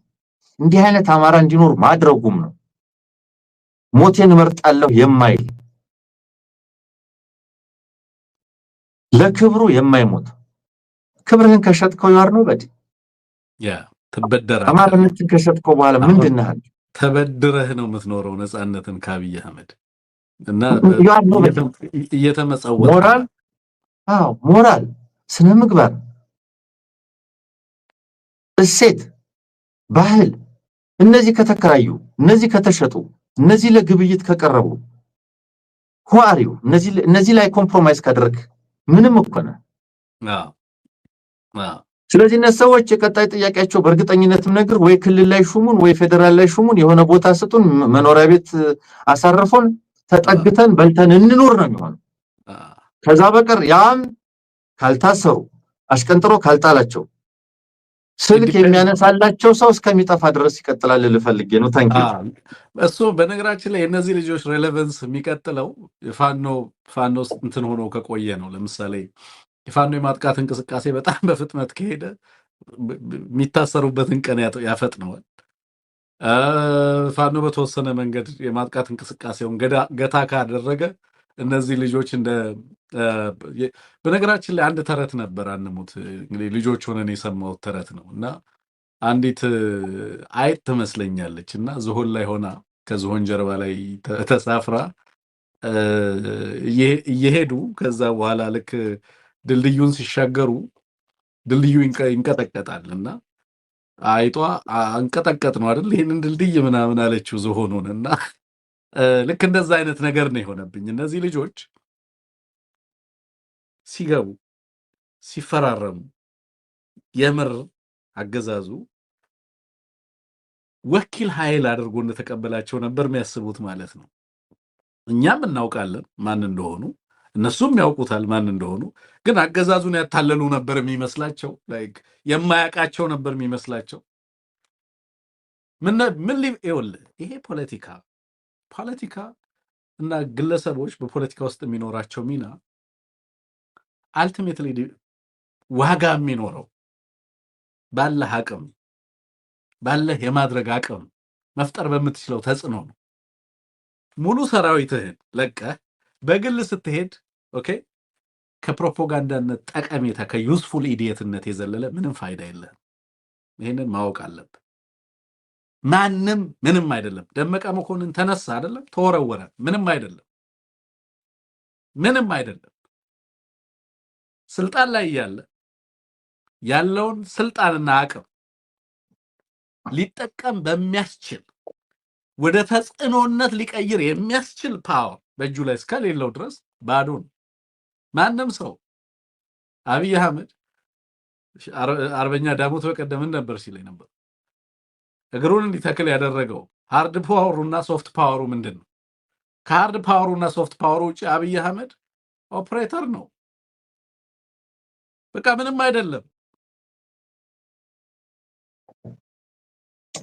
አይደለም ወደ እናንተም እንደዛ ነው የሆናችሁት ልክ ከዚህ አገዛ ከፋኖ ማህበራዊ አቅም ወታደራዊና ፖለቲካዊ አቅም ስትንጠሉ ምንም ናችሁ ጋዜጠኛ ኤልያስ በአለም ላይ አሉ ከሚባሉ ተጽዕኖ ፈጣሪ ጋዜጠኞች አንዱ ቢሆን ኖሮ ኦኬ በዛ ብቃቱ ወደ አገዛዙ በመግባቱ ሊያንቀጠቅጥ ይችላል ትግሉን ሊሆን ይችላል ያንን አይነት ተጽዕኖ ፈጣሪ ቢሆን እኔ የእውነት ነው ማለት አንሙት እኔ ጋዜጠኛ ኤልያስን ያወቅኩት ከእጅ ከሰጠ በኋላ አሻራን አውቃለሁ እንደ ሚዲያ ግን እሱን አላውቀውም ነበር እነዚህ ልጆች ለአገዛዙ እጅ ሲሰጡ አገዛዙ የአፍሪካ ህብረትና ኢጋድ አድርጎ እንደዛብና አገዛዙ እኮ እናንተ ላይ በሰዓቱ እየተጠቀመባችሁ እኮ ነው እናንተ ሴሬሞኒ ናችሁ የሪቹዋሉ ማድመቂያ ናችሁ እንጂ አገዛዙ የፈለገው ከፋኖ ጋር ተስማማው ብሎ ዓለም አቀፋዊ ፕሮፓጋንዳ ሊሰራበት ነው እንጂ እናንተ እዛ ጋር ኢምፖርታንት ሬሌቫንት ሆናችሁ ባለው ትግል ላይ ለውጥ ታመጣላችሁ ብሎ አስቡ አይደለም እንዴት ነው የምታስቡት ምን አላችሁና ተጽዕኖ ታመጣላችሁ ትግሉ ላይ አሁን እና የአማራን ጥያቄ መልሱልን አዳራሽ ውስጥ ቁጭ ብለን የአማራን ጥያቄ የሚመልስ ቢሆን ኖሮ 12 እዛ ሰማርቶ ከአማራ ጋር ይዋጋ ነበር እንዴ የአማራ ጥያቄ ለመድፈቅ መስሎኝ የሚዋጋው አዳራሽ ውስጥ ቁጭ ብለን የአማራን ጥያቄ ሊመልስልህ ትፈልጋለህ ይቅርታ ትንግርቱ እንደው በእነዚህ ሰዎች ብዙ እንዳንደክም ፈርቼ ነው ወንድም ማለት ነው። አይ ነገር እንዳው ካነሳው አጭር ጥያቄ ነው። አጭር ጥያቄ ማለት ለምሳሌ ለእናንተ የምመልሰው ጥያቄ የለኝም። ስለናንተ ደህንነትም አያገባኝም። የተወጣችሁ የተገባችሁም አያገባኝም ቢላቸው ምን ሊሉ ነው? ምን ያመጣሉ? እስኪ ንገረኝ። ምን ያመጣሉ? ይሄ አያበቃም። አሁን አጀንዳ እንዳናደርጋቸው ይሄ በቂ ነገር ይመስለኛል። አሜን ላይክ ራሳቸውን እንዲያውቁ ነው። አንሙት ይኸውልህ ነገ ተመሳሳይ የነሱን ነገር ተከትሎ ሄዶ እጅ የሚሰጥ አካል ምን አይነት ሂዩሚሌሽን እንደሚገጥመው እንዲያውቀው ነው። ሬሌቫንት የሚሆነው ወጥቶ የአማራን ትግል እስከሰደበ ድረስ ነው። ለምን መሰለ መጥተው በቴሌቪዥን እንዲናገሩ የሚያደርጓቸው ሌላ ፋይዳ ስለሌላቸው እኮ ነው። ሌላ ምንም ጥቅም የላቸው። የተዋጉበትን ዋጋ የከፈሉበትን ጓዶቻቸውን የሰዉበት ትግል ላይ ወጥተው ተመልሰው ትግሉን እንዲሰድቡ ምናምን ያደርጋቸዋል። ሶ ሬሌቫንሳቸው ያንን የፕሮፓጋንዳ ፋይዳ እስከሰጡ ብቻ ነው ማለት ነው። ሶ ዩ መስት አንደርስታንድ ፓወር ምን ማለት እንደሆነ በደንብ ማወቅ ያስፈልጋል። አቅም ምን ማለት እንደሆነ ማወቅ ያስፈልጋል። የማድረግ ተጽዕኖ የመፍጠር አቅም አገዛዙን አስገድደ የህዝብን ጥያቄ ሊመልስ እንዲችል የምታደርግበት አቅም ሌቨሬጅ ነው ፓወር ማለት። ያ በሌለህ ሰዓት ምንም እንደሆንክ መገንዘብ ያስፈልጋል ማለት ነው። በዚህ አዳራሽ ውስጥ የሚያመጡት ምንም ነገር እንደሌለ ደግመን ደጋግመን ስንናገርም ስለነበረ ነው። ኤኒዌይ እሱን እናንሳው በሚል ነው። አንሙት አብይ አህመድ ወለጋ ነበር። አንዲት ክሊፕ ላሳይና እሷ ላይ ትንሽ ሪፍሌክሽን ንስጥ። ከዛ በኋላ ወደ ክራይሲስ ግሩፕ እንሄዳለን። በኤርትራ ትግራይና አገዛዙን በተመለከተ ስለ ኢትዮጵያ ኤሪትሪያና ትግራይ በሚል የፓውደር ኬግ ኢን ዘ ሆርን ኦፍ አፍሪካ የሚል አንድ ጽሁፍ አለ። በዛ ጽሁፍ ላይ ነው የምናወራው። ፌብሩዋሪ 18 የወጣ ነው፣ ዛሬ የወጣ ይመስለኛል። እዛ ላይ ሀሳብ እንሰጣለን። ግን ወለጋ ሄዶ አብይ አህመድ የተናገረውን የተወሰነ ነገር ላሰማችሁ እና አንሙት ሀሳብ ትሰጥበታል። እኔ የመራው መንግስት ቢያንስ ለአንድ ዓመት አይደለም ከአንድ ዓመት ተኩል በኋላ ምርጫ ሲካሄድ እኔና ድርጅቴን ካልመረጣችሁ አቅፌ ስም ይሰጣችሁ። ቀብሶ ብየ ኬሳ ቀብሶ ናኖ ሳ ኬሳ ዱዋው ሶንታን በከረኮት በከበርባኪሳቴት ብየ አላስ ቀብሳ ይጅር አብዲስ አጋ ሁንዲ ኬኘን ቤን ብየ ኦርማት ኦርማ ከረኪሳቤፍ ኡመተኮ ኦቦሎወን ኮ ረኪስተን ፌዲ ብየኮ ዳንጌስተን ከንጀ ኡራመሌ ዋይ ዲናፍ ሜሻ ta'ani fedhi faayidaa ummata dabarsanii kennuuf hin turre har'a bishee garba oliiqaa dingil ol jedhanii solaalan barri ijoolleen obbolowwan ta'anii mari'achuu dadhabanii hiree isaanii hiree ummata isaanii diinatti dabarsanii kennaa jiru kan jedhu kan osoo arguu danda'an du'a lammaffaa hawwadee yaada. Abbootiin keenya qabsaa'anii jiru. Abbootiin keenya aarsaa kaffalanii jiru. Bu'aan aarsaa sanaa laga kana misoomatti jijjiirudha. Bu'aan aarsaa sanaa bakka hanqinni jirutti, bakka rakkoon jirutti, bakka waliigalteen hin jirretti ta'anii mari'achuudha. Jarris qabsaa'anii aarsaa ta'anii nus osoo teenyee mari'achuu dandeenyu aarsaa bu'aan qaban bitaa mirgaa kaffaluudhaan mana tokko ijoollee ishee asiif asiin dhabdee harmee bossanaaf sigaa boqodhu jechuun yeroonsaa ammanatti fakkaata. Gama kootiin bara dheeraa booddee as deebi'ee ይበቃል። ቴንክ ዩ አንሙት ትርጉም ላቅርብላ። አባቶቻችን ብዙ ዋጋ ከፍለው ያው እንግዲህ አባቶቻችን ብዙ ዋጋ ከፍለው ለዚህ ስልጣን አብቅተውናል። አሁን ላለንበት ሁኔታ አብቅተውናል። ቀና ብለው ቢነሱ ቢያዩን እንደዚህ እርስ በርስ እየተዋጋን ለጠላት አሳልፈን ስልጣናችንን ለመስጠት በስንት መስዋዕትነትና በስንት ዋጋ ከፍለን የያዝነውን ስልጣን አሳልፈን ለጠላት ለመስጠት እንደዚህ ከጠላት ጋር እየተባበረንና እየተሰለፍን እየተዋጋን በዚህም ያልቀው የኛ ወገን በዚህም ያልቀው የኛ ወንድም አንዲት እናት በዚህም ሁለት ልጆቿን እየቀበረች ነው ያለችውና ዛሬም እንግዲህ ልክ አማራ ላይ ሄዶ እንደሚናገረው በሽማግሌዎች የሃይማኖት አባቶች ልጆቻችሁን መክራችሁ መልሱ የሚል ጥያቄ አቅርቧል። በጣም ትልቅ ተማጽኖ ነው። ኦልሞስት የንግግሩ 67% የነበረው እዛ አካባቢ ስላለው እና ስለገጠመው አደጋ እና ክራይሲስ ነው ሲያነሳ የነበረው። በዚህም እንግዲህ ያቀረበው የሰላም አማራጭ አሁንም ያው ሽማግሌዎችና የአብይ አህመድ የተለመደ ሽማግሌዎችና ሃይማኖት አባቶች እባካችሁ መክራችሁ መልሱ። የአንዲት እናት ልጆች ነን፣ በዚህም በዛም እየተጨራረስን ያለ ነው። በዚህ መሃል ጠላት ስልጣናችንን ሊጠብቅ አሰፍስፏል ነው የሚለው። በዛ ላይ ሐሳብ ልትሰጥ የምትችለው ነገር ካለ አንሙት። አይ ቲንክ ይሄንን እንደሚል ነው የምጠብቅ የነበረው። ይሄንን ነው ያለው። በዚህ ላይ የምትሰጠው ሐሳብ ካለ መልካም። እንግዲህ የወለጋና አብይ አህመድ ምንድናቸው ነው አንደኛው መታሰብ ያለበት። ወለጋን በተመለከተ በአንድ በኩል ወለጋ ብሄድ ይገሉኛል ብሎ ሐሳብ ማቅረቡ የብዙ ኦሮሞዎች የቁጣ ምንጭ የነበረ ነው እንደምታውቀው። እኔ ወለጋ ብሄድ ቢገሉኝ የኦሮሞ አንድነት አደጋ ይፈጠራል፣ የጅማ ኦሮሞና የወለጋ ኦሮሞ ግጭት ውስጥ ቅራኔ ውስጥ ይገባል ብሎ ማቅረቡ የሚታወቅ ነው። በሌላ መንገድ ወለጋን በተመለከተ ለአንዳንዶች ወለጋ እኮ ነው የሚል ስቴሪዮታይፕ በወለጋ ኦሮሞ ላይ፣ ምክንያቱም የሚቃወመኝ ኦሮሞ የወለጋ ኦሮሞ ነው የሚል እና ሊታመኑ የማይገባቸው እንደሆኑ አድርጎ በተደጋጋሚ ሲገልጽ እንደነበረ ብዙዎች መስክረዋል። የደንዳም ገዱም ሌሎቹም ብዙ ነገር ብለዋል። ይሄን በተመለከተ የሰውዬ ወለጋን በተመለከተ ምን አይነት አቲቲዩድ ነው ያለው የሚለውን ነገር የምናውቀው ነው። ከፍተኛ ተቃውሞ እየቀረበበት የመጣ የሚሰማበት አካባቢ ነው። በቀላሉ ሊታለል የማይችል መሆኑን አሳይቷል። ከዚህ አካባቢ የመጡ ልሂቃንን ኢንክሉዲንግ ለማ ኢንክሉዲንግ ዳውድ ኢብሳ ወይም ሌሎቹን በሙሉ አግልሏል። በውጭ ሀገር የሚያሉ በርከት ያሉት ከዛ አካባቢ የመጡ ልሂቃን ናቸው። እንደ ጠላት አካባቢ የሚታይ ነው።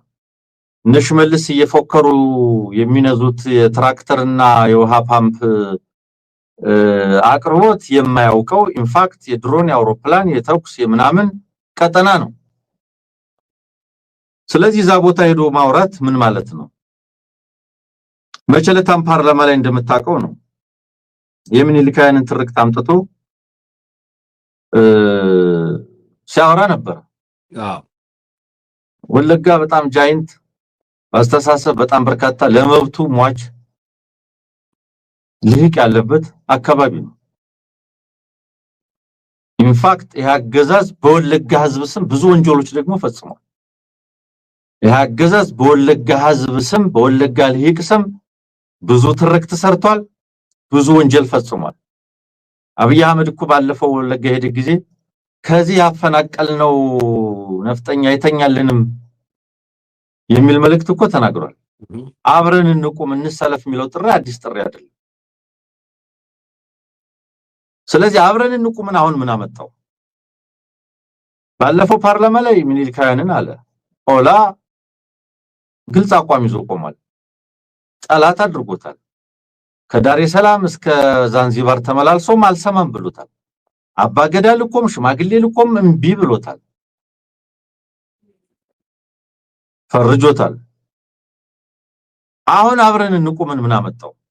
ባለፈው ሳምንት እኮ ነው እኛና አህዳውያን የሚሉን ከሚኒልካያን ጋር ሊሰሩ ነው የሚል ጥያቄ ያመጣው።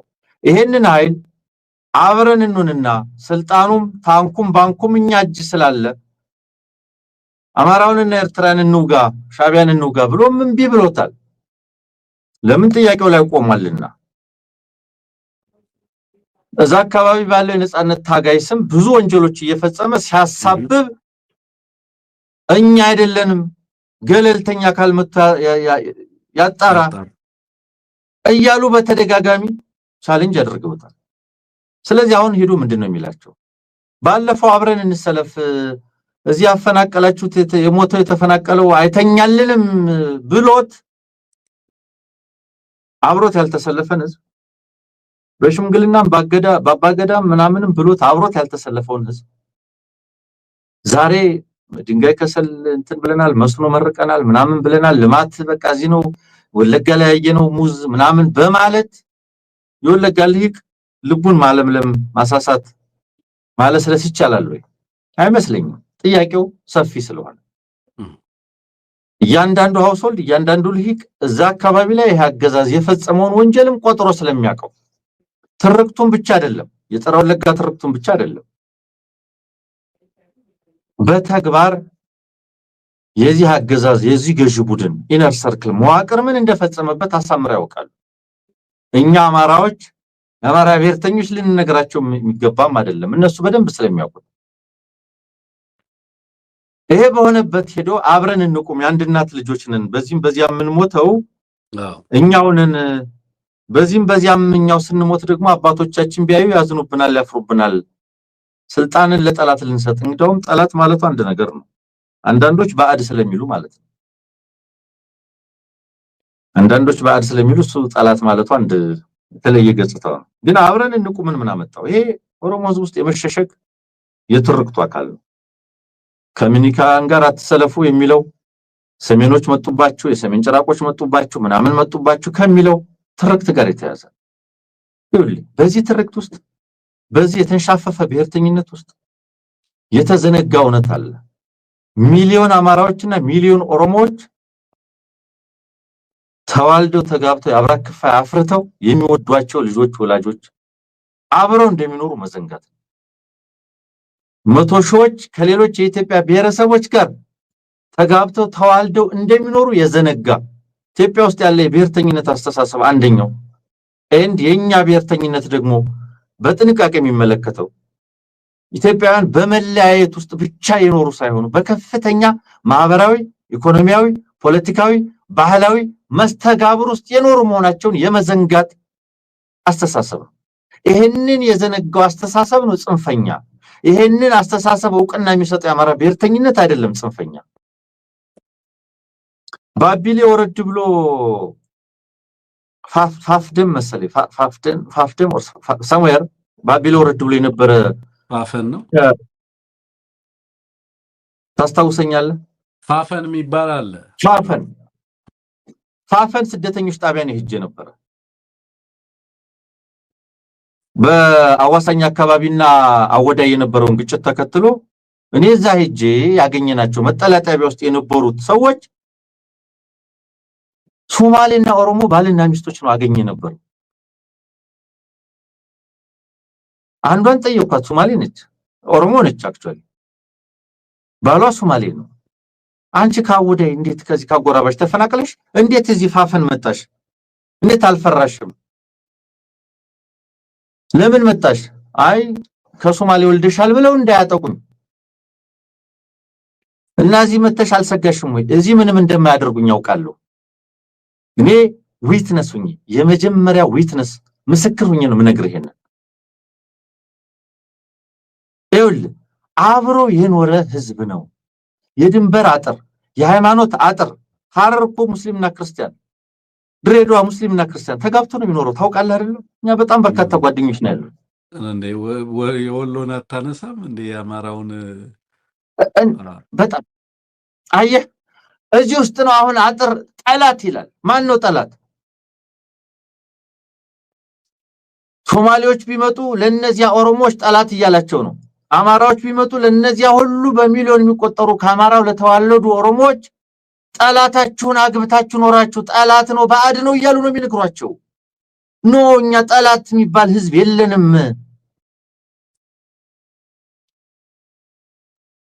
ደጀን ላለው አማራ ደጀን ከተማ ምስራቅ ጎጃም ያለውን አማራና ጎሃጽዮን ያለውን ኦሮሞ በምንድነው የምትለየው እያንዳንዱ አዋሳኝ ወረዳ ላይ አብሮ እስቲ እዚህ ሐሙስ ገበያ የሚባላል ወደ ደብረ ብርሃን መንገድ ላይ በምንድነው የምንለየው እዚህ መሃል መተ ጠላት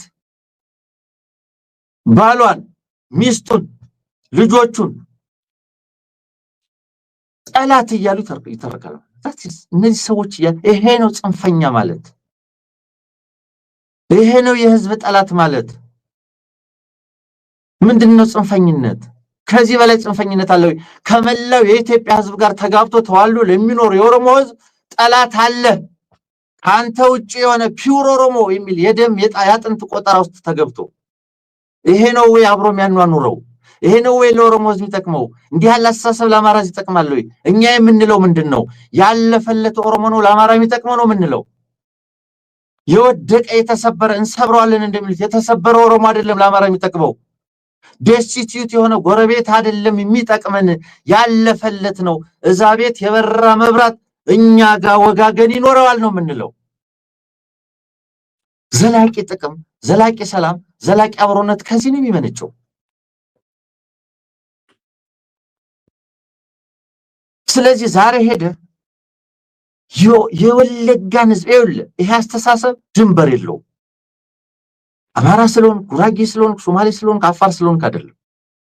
ጠላትና ባዕድ የሚል አመለካከት ፖለቲካሊ ይሄንን እስካረመድክ ድረስ ሳይስማማ ሲቀር ከኦሮሞ መካከልም ወለጋ፣ ሸዋ፣ አሩሲ እያልክ ከአማራው መካከልም ገሌ ገሌ ገሌ እያልክ ድንበር እያበጀህ ንቃቃት እየፈጠር ጥላቻን ትዘራለህ። ይሄ ሰውዬ ዛሬ አብራችሁን ቆሙ ማለት ምን ማለት ነው? ምክንያቱም ጸረ አገዛዝ የሆነ የተደራጀ የኦሮሞ ንቅናቄ እንዳይፈጠር ለማድረግ ነው ትልቁ ፍላጎት። ጸረ አገዛዝ የሆነ ጸረ አብይ የሆነ ጸረ ምናምን የሆነ የተደራጀና አንድነት ያለው የኦሮሞ ልሂቃን ንቅናቄ የኦሮሞ ህዝብ እንቢተኝነት አይፈልግም። ከጠላት መሰለፍ ነው። ይሄንን አገዛዝ መቃወም ከጠላት መሰለፍ ነው የሚለው። አየህ ጸረ ዲሞክራሲያዊነት አየህ። ይሄንን አገዛዝ መቃወም የትግላችሁ ውጤት ነው። የታገላችሁት መብታችሁን ኤክሰርሳይዝ እንድታደርጉ ነው። የታገላችሁት ሳንስማማችሁ ስንቀር እኛንም እንድትቃወሙን እንድትተቹን ነው። ይሄ ነው ዲሞክራሲያዊነት እኮ። ፋኖ ስልጣን ቢይዝ ፋኖን የሚቃወም የሚተች አማራ እንዳይኖር ለማድረግ ነው እንጂ የምንታገለው። መግባባት መነጋገር ይገባል። በጠላትነት መታየት አይገባም። የሐሳብ ትግል ያስፈልገናል። ነገር ግን ጠላት ልንላቸው ነው እንደኛን የተቃወሙንን ጠላቶች ለጠላቶች መሰላል ናቸው እያልን ልንተቻቸው ነው እንዴ? የመቃወም መብታቸውን እኮ በተወሰነ ደረጃ ማክበር እኮ ይገባል። ደግፎ እንጂ ተቃውሞ ሰልፍ መውጣት አይቻልም እዛ ክልል። ስለዚህ ዛሬ አብራችሁን ተሰለፉ የሚለው ልምምጥና ልመና ምንጩ አሁን ሰሜን ላይ እየዘመትኩ ነው፣ ሰራዊትን ወደዛ እንትን ብያለሁ፣ እዛ ነው ጦርነቴ፣ ሽመልስ እንዳለው የጦር ሜዳውን ለውጠነዋል፣ ጦር ሜዳውን ሌላ ቦታ አድርገነዋል። ስለዚህ እኔን የሚቃወም ኦሮሞ መኖር የለበትም። መለስ ዜናዊ 20 ምናምን ዓመት የመራው ትግራይ ውስጥ ተቃዋሚ እንዳይኖረው አድርጎ ነው። ስለዚህ እኔም በሰላም እንድመራ ኦሮሚያ ውስጥ ተቃዋሚ ሊኖር አይገባም የሚል አመለካከት ነው። በበሬ ተጠምዶ የሚያርስ ኦሮሞ ልብድ ነው የማይቃወም። ድሮን የሚተኮስበት ታንክ የሚተኮስበት ሰራዊት የሚላክበት ኦሮሞ ልብድ ነው የማይቃወም። ከወንድሞቹ እህቶቹ 360 ዲግሪ ጠላት እየፈጠረለት ያለውን አገዛዝ ያልተቃወመ ኦሮሞ ማንን ሊቃወም ነው? አብራችሁን ተሰለፉ። እኛ እርስ በርስ ኦሮሞን አይገልም። እኛ እርስ በርስ መቃወም የለብንም። እርስ በርስ መቃወም ማለት መተቻቸት ማለት ቅራኔ ውስጥ መግባት ማለት ለጠላት አጀንዳ ጠላት የሚባል የለም። ህዝብ ቢባል የህዝብ ጠላት የሚባል ኮንሰፕት ኢትዮጵያ ውስጥ የበቀለባጭ ነው። የማያዛልቅ የማያዋጣ ሞክረውት ሌሎችም የወደቁበት ዋጋ የከፈሉበት አስተሳሰብ። ትናንት ሄዶ ለምኗቸው ያልሰራ ስትራቴጂ ከለማ ጋር ሄዶ ወለጋ ነቀምት ስቴዲየም ኳስ ተጫውቶ ያላሸነፈው ልቦና በዚህ መንገድ ሊሸነፍ አይችልም ለማለት ነው። ወንድም አለም አመሰግናለሁ። በጣም አመሰግናለሁ። በጣም ብዙ ነገሮችን ያነሳው ወለጋ ላይ የገጠመው ሬዚስተንስ አብይ አህመድ የወለጋ ህዝብ ከወለጋ ህዝብ የመነጨ ትግል አብይ አህመድ በቀላሉ በገንዘብ ሊገዛው ያልቻለ በቀላሉ ሊበትነው ያልቻለ በስሙ በጣም በርካታ ነውር ተፈጽሞበታል። ቅድም አንሙት ሲል እንደነበረው በወለጋ ህዝብ ስም ኃይል እያደራጁ እነ ሽመልስ አማራውን ጨፍጭፈዋል። በወለጋ የአማራ ልጆች ደም እንደ ጎርፍ ፈሷል።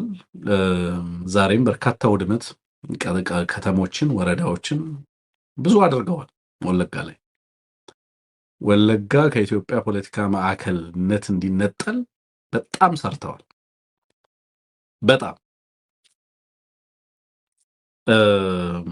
በጣም በሚያስገርም ሁኔታ ግን የአብይ አህመድ ትራንዛክሽናል ፖለቲካ እና ትሬቸረስ ፖለቲካ በቀላሉ ሊሰለቅጠው ያልቻለ የልሂቅ መሰረት ያለው ትግል ነው የወለጋ ትግል። በነገራችን ላይ በጣም የሚያስገርመኝ ነገር እሱ ነው። ሊያስገብረው አልቻለም። ዴማንዱን ኤክስፕሊሲትሊ ለምሳሌ ኦኤልኤ መግለጫ ሲያወጣ መግለጫዎቹን ብዙ ጊዜ እመለከታቸዋለሁ እና ያስገርመኛል የፖለቲካ ርቀቱ እና ፖለቲካል አርቲኩሌሽኑ መግለጫ ሲያወጡ እና አብይ አህመድ አሁን እየሄዱ ጎንደር ሄዶ ባህር ዳር ሄዶ ደሴ ኮምቦልቻ ሄዶ በተመሳሳይ ሽማግሌዎችን የሀገር አባቶች የሃይማኖት አባቶችን ልጆቻችሁን መክራችሁ መልሱ ይላል። ይሄው 7 ዓመቱ ነው እየሄደ በየዓመቱ ወለጋ ይሄዳል። ልጆቻችሁን መክራችሁ በተለይ ደግሞ የሆነ ኃይል እየፋፋ የመጣ ሲመስለው ሮጦ ወደ ወለጋ ይሄዳል። ከዛ ሄዶ የአንዲት እናት ልጆች ናቸው፣ በዚህም የአንዲት እናት ልጆች ናቸው ዋጋ እየከፈሉ ያሉት። አሁን ይሄ ነገር ይበቃል ይላል እየሄደ ሁሉ ጊዜ ማለት ነው። አንዲትን ጠብታ ውጤት ግን ማምጣት አልቻለም። ታንዛኒያ ድረስ ለድርድር ሄዶ የሱ ትሬቸረስ የፖለቲካ ትራፕ ውስጥ እንዲገባ ለማድረግ ወለጋ ላይ ያለውንም ኃይል አመራሩንም በጣም ብዙ ሞክሯል፣ አልተሳካለትም። በጣም ከፍተኛ ዋጋ ከፍለዋል ወለጋ ላይ ያሉ ኃይሎች እና የወለጋም ህዝብ በነገራችን ላይ በጣም ብዙ ዋጋ ከፍለዋል። ኢንክሉዲንግ አዲስ አበባ ላይ ጭምር ያሉ በተለያዩ ዩኒቨርሲቲዎች ውስጥ ያስተምሩ የነበሩ የወለጋ ፕሮፌሰሮችና ምሁራን ተለቃቅመው ተባረዋል። ብዙዎቹን ተቋማቶች ያውቃቸዋለሁ። አዲስ አበባ ውስጥ ራሱ አቶ ገዱ ገና የወጣ ሰሞን አንድ ቃለ መጠይቅ አድርጎ በውጭ ጉዳይ ሚኒስትር ውስጥ አንድ ጎበዝ ልጅ ነበርና ያንን ጎበዝ ልጅ ሪኮመንድ ሳደርገው እንዴ ምን ነካ ወለጋ ነው እኮ እሱ አለኝ አብይ አህመድ ይላል። ገዱ እሱ ወለጋ ነው፣ እነሱ እኮ ወለጋ እንደ አንድ ልክ አሁን አማራ ነው ትግሬ ነው እንደሚባለው በመንግስት ተቋማቶች ውስጥ ማግለያ ነው፣ ወለጋዎችን ማግለያ ነው። በምን አይነት ሁኔታ ውስጥ እንደሚኖሩ አንዳንዶቹን ቃለ መጠይቅ አድርጌ አውቄያቸው ያለውን ሁኔታ በደንብ ለመረዳት ሙከራ አድርጌያለሁ። ከዚህ በፊት አንደኛውን እንደውም በምሳሌነት አንስቼ ነበር። ኦኬ እኒ ወለጋ ይባላል ነው ወለጋ ነው። ስለዚህ እሱ ሚስጥር ፊቱ አይነገርም። ጆሌ ቦሰነ ወኬስ ጅረ ወጂን ማሊ ቀባ ይባላል። ጫካ ውስጥ ካሉ ልጆች ጋር የሆነ ነገር አለ። እሱ ወለጋ ነው፣ እሱ ፊት ምንም ነገር መባል የለበትም እየተባለ በጣም ከፍተኛ ተጽዕኖ ይደርስባቸዋል። ልክ አሁን በእያንዳንዱ መስሪያ ቤት ያለውን ሁኔታ ታውቁታላችሁ። በእያንዳንዱ ቦታ ምን እየተደረገ እንዳለ የምታውቁት ነው። ሄዶ ይዞ የሄደው ነገር የገረመኝ ምንድነው? አንሙት ሄዶ ለምሳሌ እኛ እንደ ኦሮሞ ልሂቃን እንነጋገር አንድ ነገር ነው። በየጊዜው የአብይ አህመድ የፒስ ኦፈር በጣም የሚያስደነግጠው ነገር ከ7 ዓመት ጦርነት አውዳሚ ፍጅት በኋላ ወለጋ ሄዶ አሁንም የሀገር ሽማግሌዎችና ሃይማኖት አባቶች መክራችሁ መልሷቸው ነው። that's the ultimate offer ነው። በሱ ምክንያት ለተፈጠረ የፖለቲካ ቀውስ፣ በሱ ምክንያት ለተፈጠረ ጦርነትና ፍጅት በጣም በርካቶች ዋጋ በሚከፍሉበት በዚህ ሁኔታ ውስጥ ሄደ ሁሉ ጊዜ ያንተን የፖለቲካ ቀውስ ሽማግሌዎችና ሃይማኖት አባቶች ላይ ጥሎ መምጣት ምን ማለት ነው? አንደኛውን አንተ ሀገሪቱን እርግፍ አድርገህ ትተህ ለምንድን ነው ሽማግሌዎችና ሃይማኖት አባቶች የማይመሩት? ይኸውልህ it is more than politics እኮ አይደለም እንዴ? ጦርነት አንሞት። ጦርነት እኮ ከፖለቲካ ቀውስ በላይ ነው። የፖለቲካ ቀውስ እንኳን በሀገር ሽማግሌዎች አይደለም ማኔጅ የሚደረገው አይደለም እንዴ? በሃይማኖት መሪዎች አይደለም የፖለቲካ ቀውስ እንኳን ጦርነትን የሚያህል ነገር ጦርነት እኮ ማለት ምንም አይነት የፖለቲካ መፍትሄዎች ሊሰሩ እንደማይችሉ በሁለቱም ፓርቲዎች ጦርነት በሚያደርጉ አካላት እምነት ሲደረስበት የሚገባ የመጨረሻው ሪዞርት እኮ ነው ጦርነት። ጦርነትንም ያህል ነገር 7 ዓመት ካደረክ በኋላ ሄደ አቢሼ ገርባን ጠርተህ ሌሎች ጀግኖች የሚባሉ አርበኞችን ጠርተህ የዛን አካባቢ ማህበረሰብ ስሜት ኮረኩራለሁ ብለ እና አብዲሳ አጋን ጠርተህ ከዛ በኋላ የሀገር ሽማግሌዎችና ሃይማኖት አባቶች እነዚህ ልጆች መልሷቸው ከዛስ ልማት ይመጣል። ልማት is conditioned, ለአብይ አህመድ ልማት ማለት ኮንዲሽናል ነው። ለሱ ከገበርክ የሚቀርብልህ ስጦታ ነው እንጂ ግዴታ አይደለም። አገዛዙ ለኢትዮጵያ ህዝብ ልማት የሚያመጣው በሱ በጎ ፍቃድ ነው። ደስ ስለሚለው አካባቢ ይበልጥ ይቀርቡኛል ለሚላቸው የሚሰጥ ስጦታ ነው። ፖለቲካል ዊፐን ነው። አንድን ማህበረሰብ ማጎሳቆያ፣ ሌላን ማህበረሰብ ዝምድናን ማሳያ። እንዲህ አይነት የተዛባ ቅድም አንተ ስትል እንደነበረው እያንዳንዱን ነገር ለምሳሌ አሁን እዛ መድረክ ላይ ሄዶ ዲን እያለ ነው የሚያወራው። ቁጭ ብለዋል እዛ ፊት ለፊቱ እነዚህ ጌታቸው ረዳ ምናምን የሚባሉ ግለሰቦች አሉ። ፊት ለፊቱ ቁጭ ብለው ጠላቶቻችን እያለ የሚጠራው ሲወጣበትን ማህበረሰብ ነው።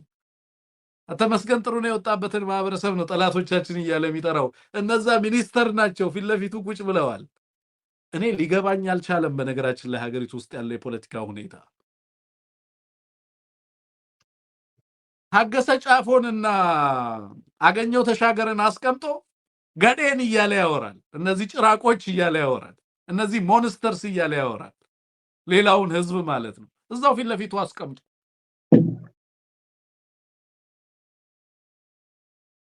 ያጨበጭባሉ።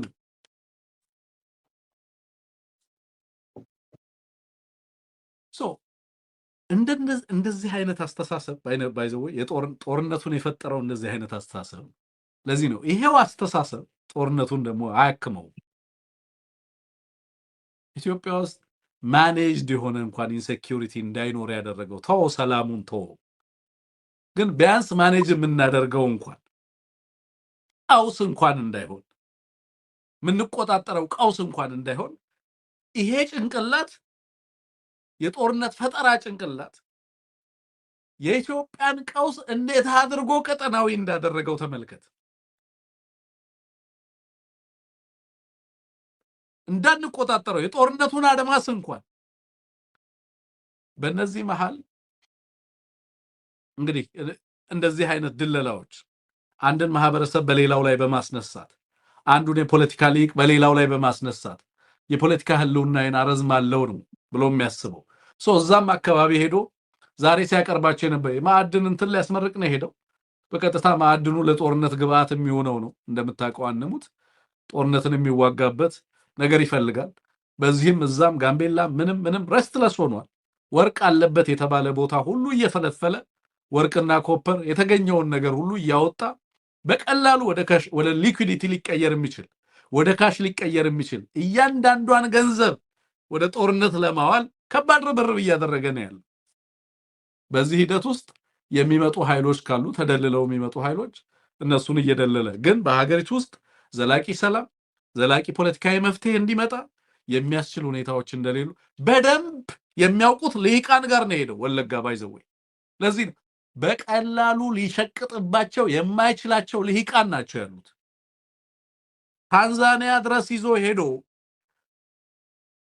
በቀላሉ ሊነድ እንትን ነው ላይክ በቀላሉ የሱ የፖለቲካ ወጥመድ ውስጥ ሊያስገባቸው አልቻለም። በሚገባ ለምን ወለጋ እንደመጣ የሚያውቁ እነሱን አፕሮች ሲያደርግ ምን እንደሚፈልግ አስቀድመው የሚያውቁ አማራን እንውጋ ሲላቸው ጃልመሮ ራሱ በሰጠው ቃለ መጠየቅ ምንድነው አልኩት የሚለው እኛ አማራ ልንዋጋ አይደለም የወጣ ነው የአማራ ህዝብ የራሱ ጥያቄ ያለው፣ እኛም የራሳችን ጥያቄ ያለን። ካንተ ጋር መስማማት ማለት ለምንድን ነው አማራን መውጋት የሚሆነው አልኩት ይላል። ካንተ ጋር መስማማት ማለት ለምንድን ነው አማራን መውጋት የሚሆነው? ለምንድን ነው ከኔ ጋር ተስማሙ ስትል አማራዎችን እንውጋ የሚሆነው? ለምንድን ነው ከትግራይ ጋር ስትስማማ አማራን መውጋት የሚሆነው? ያንተ ስምምነት ከኤርትራ ጋር ስትስማማ ለምንድን ነው ያንተ ስምምነት ከሌላውን መውጋት የሚሆነው? እያንዳንዱን ሀገር አብሮ ለማጥቃት ሌላ ጦርነት ለመክፈትና ወደ ሌላ ጦርነት ለማስገባት እያንዳንዱን ስምምነት የሌላ ጦርነት ማስጀመሪያ ኦፖርቹኒቲ አድርጎ ይጠቀምበታል። ኤኒዌይ በኋላ ላይ የምንመለከተው በተለይ እዚህ ኢንተርናሽናል ክራይሲስ ግሩፕ ያወጣው ሪፖርት ከዚህ ጋር አይ ቲንክ ብሪፊንግ ነው የክራይሲስ ግሩፕ አፍሪካ ብሪፊንግ 210 ነው ቁጥሩ አንሙት እዛ ላይ ነው እንድንሄድ የምፈልገው። እንግዲህ ኢንተርናሽናል ክራይሲስ ግሩፕ ዛሬ 18 ፌብሩዋሪ በ2026 ምን አውጥቶልናል? አንድ ኢትዮጵያ ኤርትራና ትግራይ ፓውደር ኬግ ኢን ዘ ሆርን ኦፍ አፍሪካ የሚል ነው። በእነዚህ ሶስት መካከል በእነዚህ ሶስት አክተሮች መካከል ማለት እንችላለን። እንግዲህ ትግራይን እንደ ሌላ የትግራይ ጉዳይ በኢትዮጵያ ጉዳይ ውስጥ በአቀፍ ውስጥ ያለ ነው፣ ግን ለአናሊሲስ ፐርፐዝ ለብቻ አውጥቶት ከሆነ አላውቅም።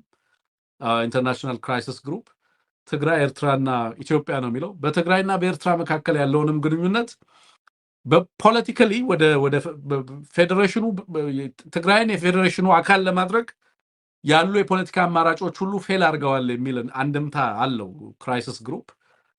በዛ አውድ ነው ትግራይን እንደ ከፌዴሬሽኑ የተለየ ኃይል አድርጎ ትሪት ለማድረግ ሞክሯል። በዚህ ሪፖርት አንሙት የተወሰኑ ነገሮችን እንደመነሻ ባነሳልህ ጥሩ ይመስለኛል። የለየናቸው ነገሮች አሉ።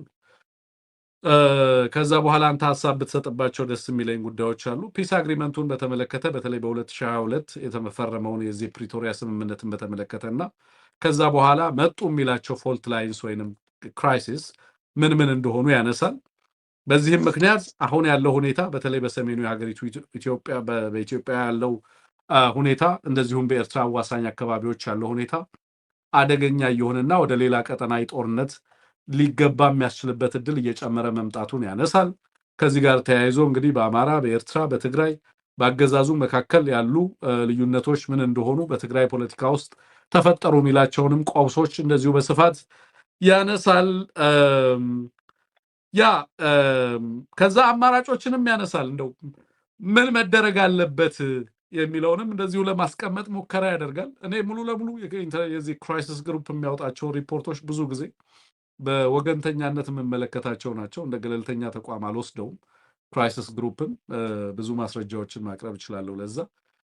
በዚህም ምክንያት አናሊሲሱ ሻለ ሆኖ ነው ያገኘሁት። በእኔ እምነት የስ አንዳንድ መረጃዎች አሉት ጠቃሚ የምላቸው መረጃዎች፣ ግን አሁንም በተወሰነ መንገድ ነገሮችን የሚያይበት አግባብ ኢትዮጵያ ውስጥ ያለውን ተጨባጭ ሁኔታ ለማሳየት የሚያስቸግር ነው ብዬ ነው የማምነው።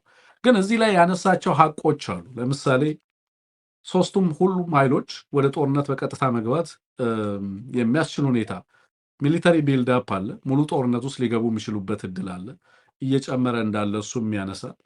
ግን ደግሞ አገዛዙ በተለይ አገዛዙ ጀነራሎች ጦርነት ለማድረግ የሚያስችል አቅም የላቸውም የሚል ግምገማም ያስቀምጣል። ያገዛዙ ኃይሎች በተደጋጋሚ የሚፈልጉ ይሄንን ጦርነት እንዲነሳ የሚፈልጉ ጀነራሎች እንዳሉ ያነሳል። ግን ደግሞ ሌሎቹ ጀነራሎች አብዛኞቹ አቅማቸው መዳከሙን እንደሚያምኑ ያነሳል። አገዛዙ በተለያዩ ምክንያቶች በተለይ ከአይኤምኤፍ እና ከወርልድ ባንክ የሚሰጠውም ገንዘብ እንደዚህ ኢኮኖሚክ ኮንሲኩዌንስ ስላለው ዓለም አቀፋዊ ተጽዕኖ እሱንም በጣም በስጋት እንደሚመለከት እና በቀጥታ ወደ ጦርነት ሊገባ የሚችልበትን እድል እንደሚቀንሰው እሱንም ያነሳል። በሌሎችም በትግራይ በኩልም ተከስቷል የሚለውን የአቅም ውስንነት ጉዳይ በዚሁ በስፋት ያነሳል። በኤርትራ በኩልም አሉ የሚላቸውን እንደዚሁ ጋፖች ያነሳል። ከዚህ አንጻር መደረግ አለባቸው የሚላቸውን በየዘርፉ ያስቀምጣል። ለምሳሌ ቢያንስ በቲፒኤልኤፍ እና በአገዛዙ መካከል ያለውን ሁኔታ ለመፍታት እና መቀራረብ ለመፍጠር ኬንያ፣ ሳውዝ አፍሪካ እና ናይጄሪያ ሚናቸውን ማጉላት ይችላሉ፣ የተሻለ ነገር መጫወት የሚችሉበት እድል አለ ይላል። በሌላ በኩል ደግሞ በኢትዮጵያና በኤርትራ መካከል ያለውን ልዩነት ለመፍታት የአሜሪካን መንግስት፣ የአውሮፓ ህብረት፣ ቻይና፣ ቱርኪዬ እና ሳውዲ አረቢያ ሚና ሊጫወቱ ይችላል የሚል ሰጀሽን ያቀርባል። ኬንያ፣ ሳውዲ አረቢያና ቻይናም እንደዚሁ በዚህ ጉዳይ ላይ በተለይ ሌላ ጦርነት ቢነሳ በቀጠናው ላይ አዋጭ ስለማይሆን ለነሱ እነዚህ ሀገራትም ሚና ሊጫወቱ የሚችሉበት እድል እንዳለ ያነሳል። በተለይ ደግሞ እያንዳንዱ አካል ምን ማድረግ እንዳለበት በተለይ ቲፒኤልኤፍ ጋር ጦርነቱ እንዳይነሳ ሊደረጉ ይገባቸዋል የሚላቸውን ነገሮች ያስቀምጣል። መጀመሪያ እንደውም በቲፒኤልኤፍ እና በትግራይ ፒስ ፎርስ ብሎ ራሱን በሚጠራው አካል መካከል ያለው ግንኙነት እልባት እንዲያገኝ እሱ ላይ እንዲሰራ ጥያቄ ያቀርባል። ከዛ በኋላ በአገዛዙና በትግራይ ኃይሎች መካከል በተለይ በቲፒኤልኤፍ መካከል ያለው ሁኔታ ወደ መቀራረብ እንዲፈጠር ማድረግ የሚቻልበትን እድል ያቀርባል። ሌላው ኤርትራን እና ከኤርትራ ጋር ያለውን ግንኙነት በተመለከተ በግልጽ አቋሙን ያስቀምጣል።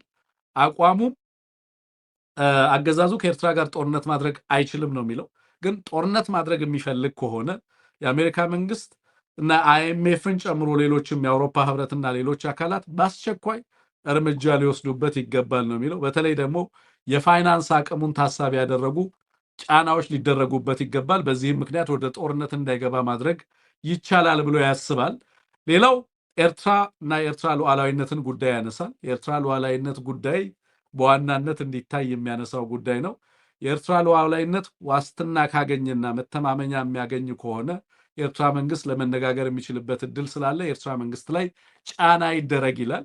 የኤርትራ መንግስት በዚህም ጫና ምክንያት ማድረግ አለበት ብሎ የሚያስቀምጠው ነገር አለ። እሱም በተለይ ኢትዮጵያ ውስጥ ያሉ የታጠቁ ኃይሎችን እንዳይደግፍ ማድረግ የሚቻልበት ሁኔታ ቢፈጠር የሚል ምክረ ሐሳብ ያቀርባል። እኔ እዚህ ጋር ነው ሙሉ ልዩነት ያለኝ ከዚህ ትንተና ጋር። በኋላ የራሴን ሐሳብ አክልበታለሁ። ሌላው ሌሎች ኔበሪንግ ካንትሪስ ይላል። እነ ጅቡቲ፣ ኬንያ፣ እነ ሶማሊያ፣ ሌሎችም ሀገራት በዚህ አገዛዙ በተለይ በኤርትራ ላይ የደቀነው አደጋ በሌሎቹም ላይ ስለተደቀነ አገዛዙ ጋር በተለይ ካላቸውን ግንኙነት ከአገዛዙ ጋር ያላቸውን ግንኙነት በተለይ ደግሞ የዚህ የማሪታይም አክሰስን በተመለከተ ኢትዮጵያ የፖርት አክሰስ እንዲኖራት ኮመርሻል ፖርት ዩዜጇን ዳይቨርሲፋይ እንድታደርግ ንግግር ሊደረግ ይችላል ብሎ ነው የሚያስቀምጠው። በኃይል የሚመለስ ነገር የለም። አገዛዙ ላይ በኃይል ገባለው ጦርነት ይጀምራለው የሚል ከሆነ ጫና ይደረግበት የሚል ነገር ያስቀምጣል። ግን ከዛ ባለፈ ኢትዮጵያ የወደብ አቅርቦት እንዲኖራት በተለይ ከሌሎች ሀገራት ጋር የፖርት አክሰስ እንዲኖራት በኮመርሻል ፖርት ዩዜጅ ማለት ነው ከሌሎች ሀገራት ጋር ያው ኦልሬዲ ያለ ነገር ነው። እሱን ዳይቨርሲፋይ የምታደርግበት ሁኔታ ይታሰብ የሚል ምክረ ሐሳቦችን ይዘረዝራል ማለት ነው። እና ሰፋ ያለ ነገር ነው። ግን ባጭሩ እነዚህ ነገሮች ላይ በስፋት የሄደበት ነው ክራይሲስ ግሩፕ። አንሙት በዚህ ላይ የምትሰጠን ነገር ካለ እስኪ ካንተ ልስማና እኔ የተወሰኑ ሐሳቦችን አክልበታለሁ። መልካም።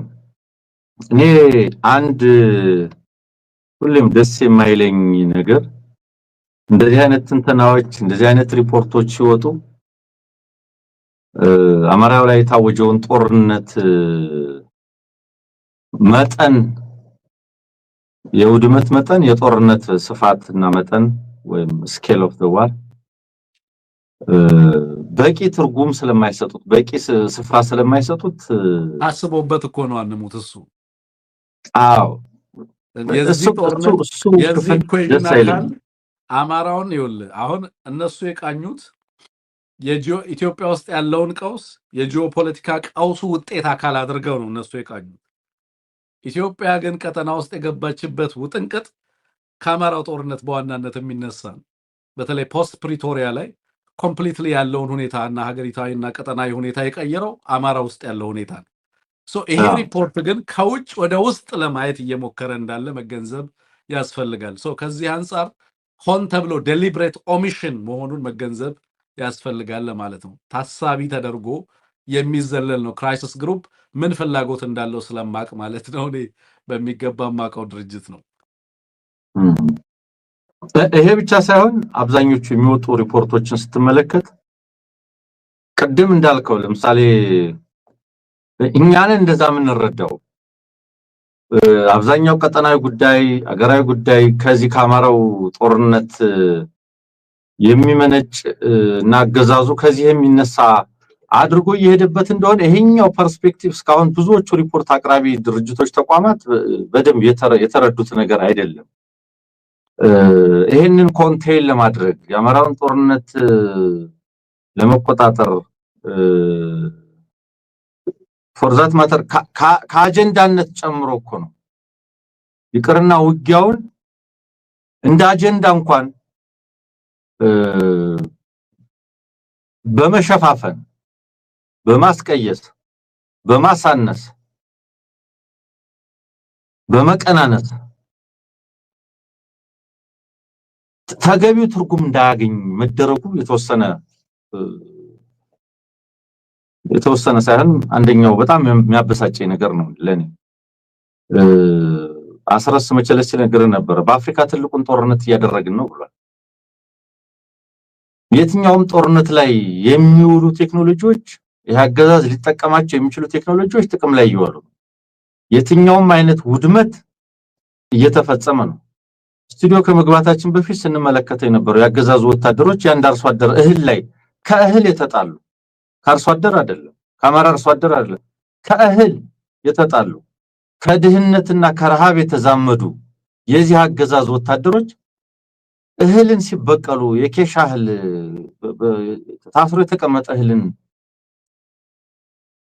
ምልህ የማጥቃት ፍላጎቱና አስኬሉ የውድመት መጠኑ የት ድረስ እንደሆነ ረሃብን ለጦርነት የመጠቀም የጾታዊ ጥቃትን ለጦርነት መጠቀም የኢንተርኔት ገደቦችን መሰረተ ልማት ማውደምን በጣም መልከ ብዙ የሆነ ግዙፍ ጦርነት እየተደረገ ያገዛዝ አሉኝ የሚላቸው የጦርነት ቴክኖሎጂዎች በሙሉ ተግባራዊ የሚደረጉበት ጦርነት እነዚህን በመሰሉ ዓለም አቀፍ ሪፖርቶች ውስጥ አለመካተት ለአማራ አድቮኬት ለምናደርግ ተቋማት ግለሰቦች ሚዲያዎች በሙሉ የቁጭት ምንጭ ሊሆን ይገባል ለማለት ፈልጌ ነው መንደርደሪያ ያደረኩት። በአጠቃላይ ይሄ ሪፖርት ረጅም ነው።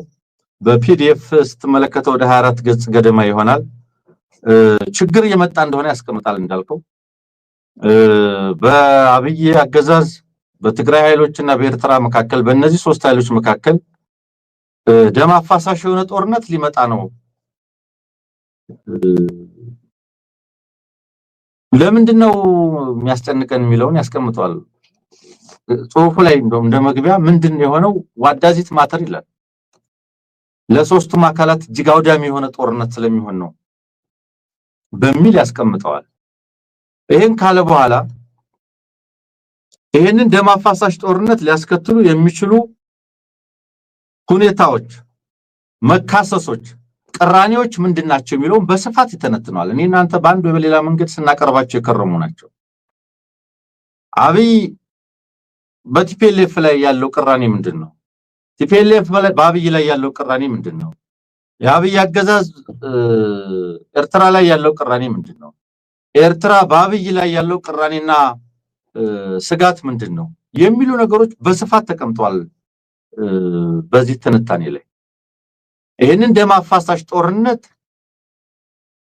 እየገፋፉ ያሉት ሁኔታዎች ምንድናቸው? ከትግራይ ጋር በተያያዘ የፕሪቶሪያ ስምምነትን በብዙ መንገድ ይመለከተዋል። የትግራይን ውስጥ ፖለቲካ ይመለከተዋል። ወታደራዊና ፖለቲካዊ ሁኔታዎች፣ የውስጥ ልዩነቶች እነዚህም በሙሉ ይመለከታል። ከአብይ ጋር በተያያዘ ምንድናቸው ቅራኔዎቹ፣ የልዩነት ምንጮች በሚል በደንብ ያስቀምጣል።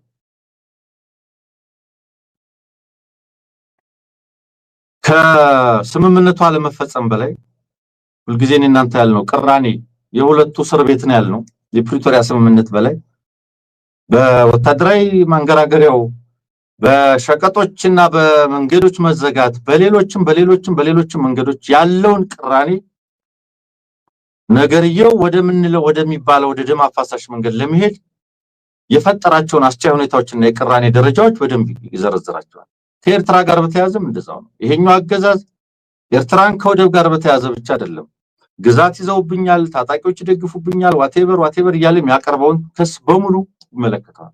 ኤርትራንም በተመሳሳይ ሉዓላዊነታቸውን የግዛት አንድነታቸውን የሚጥስ ቅራኔ ስጋት በዚህ አገዛዝ በኩል እንደቀረበባቸው ሁሉም ያስቀመጧቸው ፍላጎቶች አንዳቸው በሌላቸው ላይ የሚያነሷቸው መክሶች ደም አፋሳሽ የሆነ እነዚህን ሶስት ኃይሎች ወደ ደም አፋሳሽ ጦርነት ሊከታቸው ይችላል የሚለውን ነገር በደንብ ያስቀምጣል። ከዛ ይሻገርና እነዚህ ውስጣዊና እርስ በርስ ያሉ መካሰሶች ብቻ ሳይሆኑ የሱዳን ግጭትም የሱዳን ጦርነትም እዚህ አካባቢ ላይ የሚመጣውን ጦርነት የሚያባብስ በሳተላይት ጋዝ ማርከፍከፍ ሊሆን እንደሚችል በአርኤስኤፍ እና በኤስኤኤፍ ወይም በሱዳን ብሔራዊ ጦርና በሐምዳን ዳጋሎ የራፒድ ሰፖርት ፎርስስ መካከል ያለውን አስተላለፍም እንደ አንድ የዚህኛው ቀጠናዊ ግጭት አባባሽ ሁኔታ አድርጎ በደንብ ያስቀምጠዋል። አብይ አህመድ ከኤምሬትስ እና ሶማሊላንድ ጋር በዚህ ቀጠና ተሰልፏል። አርኤስኤፍን እየደገፈ ነው ያለው። የሱዳን ብሔራዊ ጦር በበኩሉ በሱዳን ይደገፋል፣ በሳውዲ ይደገፋል፣ በግብጽ ይደገፋል። ይሄ ሁሉ ሁኔታ አለ። ስለዚህ ከሞላ ጎደል የኢትዮጵያ ውስጣዊ መረጋጋትና ሰላም ከሱዳን ግጭት ጋር በቀጥታ ወይ በተዘዋዋሪ የተያያዘ እንደሆነ የውስጥ መረጋጋት ጉዳይ ከዛ ጋር የተያያዘ እንዲሆን የሚያደርግ ፖሊሲ መከተሉን በደንብ ያስቀምጣል። ስለዚህ እነዚህ ሁሉ ሁኔታዎች ተደምረው እጅግ በጣም አውዳሚ የሆነ ኢኮኖሚካሊ እጅግ በጣም አውዳሚ የሆነ ከዚህ ቀደም ከሚታወቁ ጦርነቶች በከፍተኛ ደረጃ ትልቅ ውድመት የሚያደርስ ጦርነት ሊፈጠር ይችላል ብሎ ሁኔታዎችን ያስቀምጥና ነገር ግን ቢያንስ ግን ሶስቱም አካላት ደግሞ ፉል ስኬል ዋር የለየለት ጦርነት ውስጥ ለመግባት አይፈልጉም ወይም አይፈቅዱም ወይም እንዳይገቡ የሚያደርጉ ሁኔታዎች አሉ ብሎ ደግሞ ሌላ ነገር ያስቀምጣል። ሁኔታዎቹ አጠቃላይ ወታደራዊ ግንባታው፣ ኢኮኖሚያዊ ግንባታው፣ መካሰሱ፣ የቅራኔ ደረጃው፣ የቅራኔ እድገቱ፣ ይሄ መልቲፕል ኮንትራዲክሽኑ በሙሉ ያንን ደማፋሳሽ ጦርነት ለመጋበዝ የተዘጋጀ ወይም የሚያመች ቢሆንም በሶስቱም አካላት በኩል ደግሞ ወደ ፉል ስኬል ጦርነት እንዳይገቡ የሚያደርግ ውስጣዊ ሁኔታዎች አሉባቸው ብሎ ያስቀምጣል። ለምሳሌ አገዛዙን በተመለከተ ያገዛዙ ወታደራዊ አዛዦች ዝግጆች አይደሉም። ወታደራዊ ዝግጅት የላቸውም። ሰራዊቱ ዝግጁ አይደለም። ያገሪቱ ሰራዊት አቅም የለውም ማለት ነው። በሌላ አቅም የለውም። ይሄንን ለመገንባት ለማስተካከል ሞቢላይዝ ለማድረግ ምናምን ለማድረግ ለመስራት ጊዜ ያስፈልጋቸዋል። ይሄ ወቅት ውስጣዊ ወታደራዊ ቁመናቸው ወደ ፉል ስኬል ጦርነት ለመግባት አንደኛው ገዳቢ እንግዲህ ታውቃለህ አብይ አህመድ ኤርትራን አይወርም ብለው የሚከራከሩ ሰዎች አሉ። ያው በግልጽ አረ ሊወር ነው ያው እንደዚህ ያደረገ ነው ይያልን ምንላለን። አይ ይሄ እንዳው ሚሊተሪ ፕሬሸር በወታደራዊ መንገድ ጫና ለመፍጠርና ወደ ኔጎሺዬሽን ለመግባት ካልሆነ ጨክኖ አይገባም ግዴላችሁ የሚሉ ተከራካሪዎችም ተንታኞችም አሉ። ምናልባት እነዛ ሊደግፍ የሚችል ነው ወታደራዊ ቁመናው፣ ውስጣዊ ሁኔታው፣ የሰራዊቱ መሰላቸት፣ አገራዊ ሞቢላይዜሽን ለመፍጠር ለመስራት ያሉት ውስንነቶች የተዘጋጀ አይደለም፣ አቅም የለውም።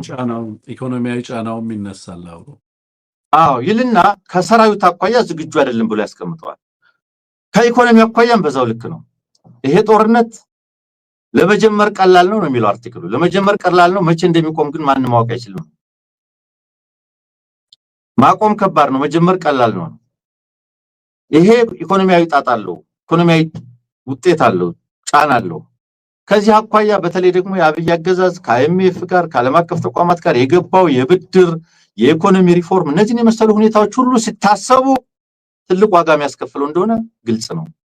እነዚህንና እነዚህን መሰል ሁኔታዎች ተደማምረው የአብይ አገዛዝ ወደ ፉል ስኬል ጦርነት ላይገባ ይችላል። ታዲያ ምን እያደረገን ያለው ይሄ ሁሉ ሞቢላይዜሽን ምንድነው? ማንገራገር ነው። አንዳንድ ተንታኞች ማንገራገር ነው።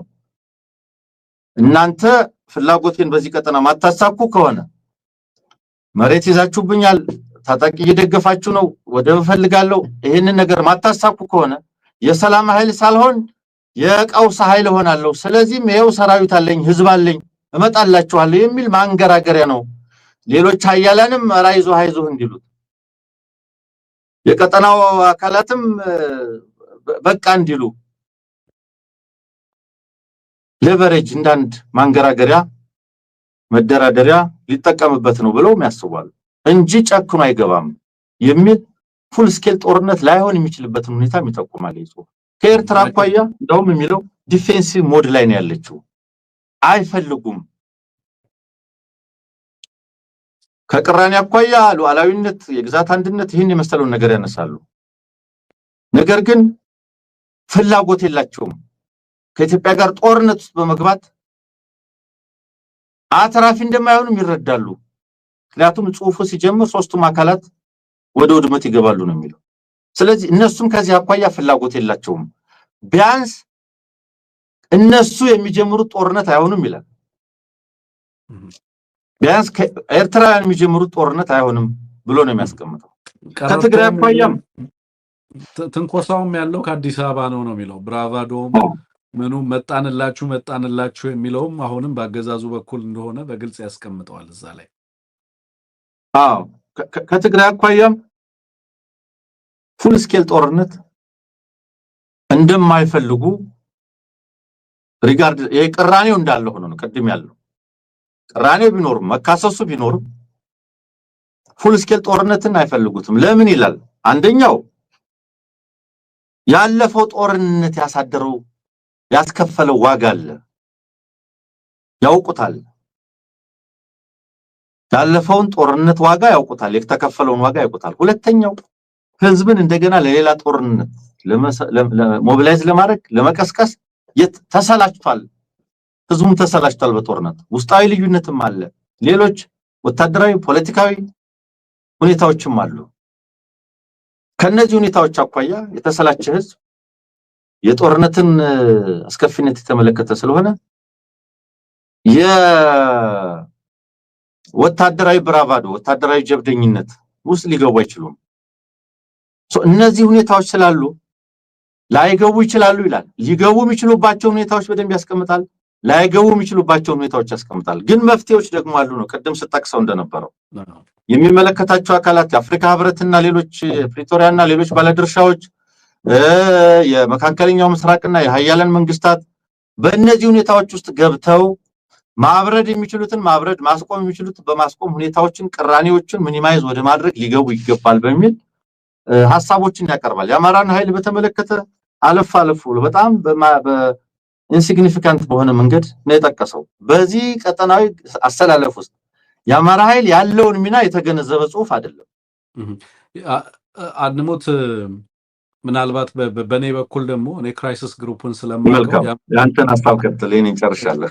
ክራይሲስ ግሩፕን ስለማቀው የአማራውን ጉዳይ ቢጠቅስ ይገርመኝ ነበር። እንደውም የምገረመው አማራውን የዚህ ፓወር አክሲስ አካል አድርጎ ቢያመጣ ነበር የሚገርመኝ እና ኤክስፔክት አላደርግም ከክራይሲስ ግሩፕ በደንብ የማቀው ግሩፕ ስለሆነ ማለት ነው። ምን ፕሮሞት እያደረገ እንዳለን በዚህ ጽሁፍ ውስጥ በደንብ ይገባኛል። ምንድነው የፈለገው ኢንተርናሽናል ክራይሲስ ግሩፕ ማኔጀብል የሆነ አትሊስት ሁሉንም አካላት ሊያስደስት ይችላል የሚል በአብይ አህመድ አድቫንቴጅ እንደሌለ ኳሱ አጠቃላይ ሁኔታው በአብይ አህመድ በኩል አዋጭ እንዳልሆነ የተገነዘበበት ጽሁፍ ነው ይሄ ጽሁፍ። በሌሎቹ ኃይሎች ደግሞ ወደ ጦርነት የሚገባባቸው ምክንያቶች እንዳይኖሩ ፍላጎት ያለው መሆኑን ያሳያል። ራሱ ክራይሲስ ግሩፕ አቋም መውሰዱን ያሳያል። በዚህ ሂደት ውስጥ እንዲደረግ የሚፈልጋቸውን ነገሮች አብይ አህመድ ላይ መደረግ ያለበት የሚላቸውን ጫናዎች አስቀምጧል።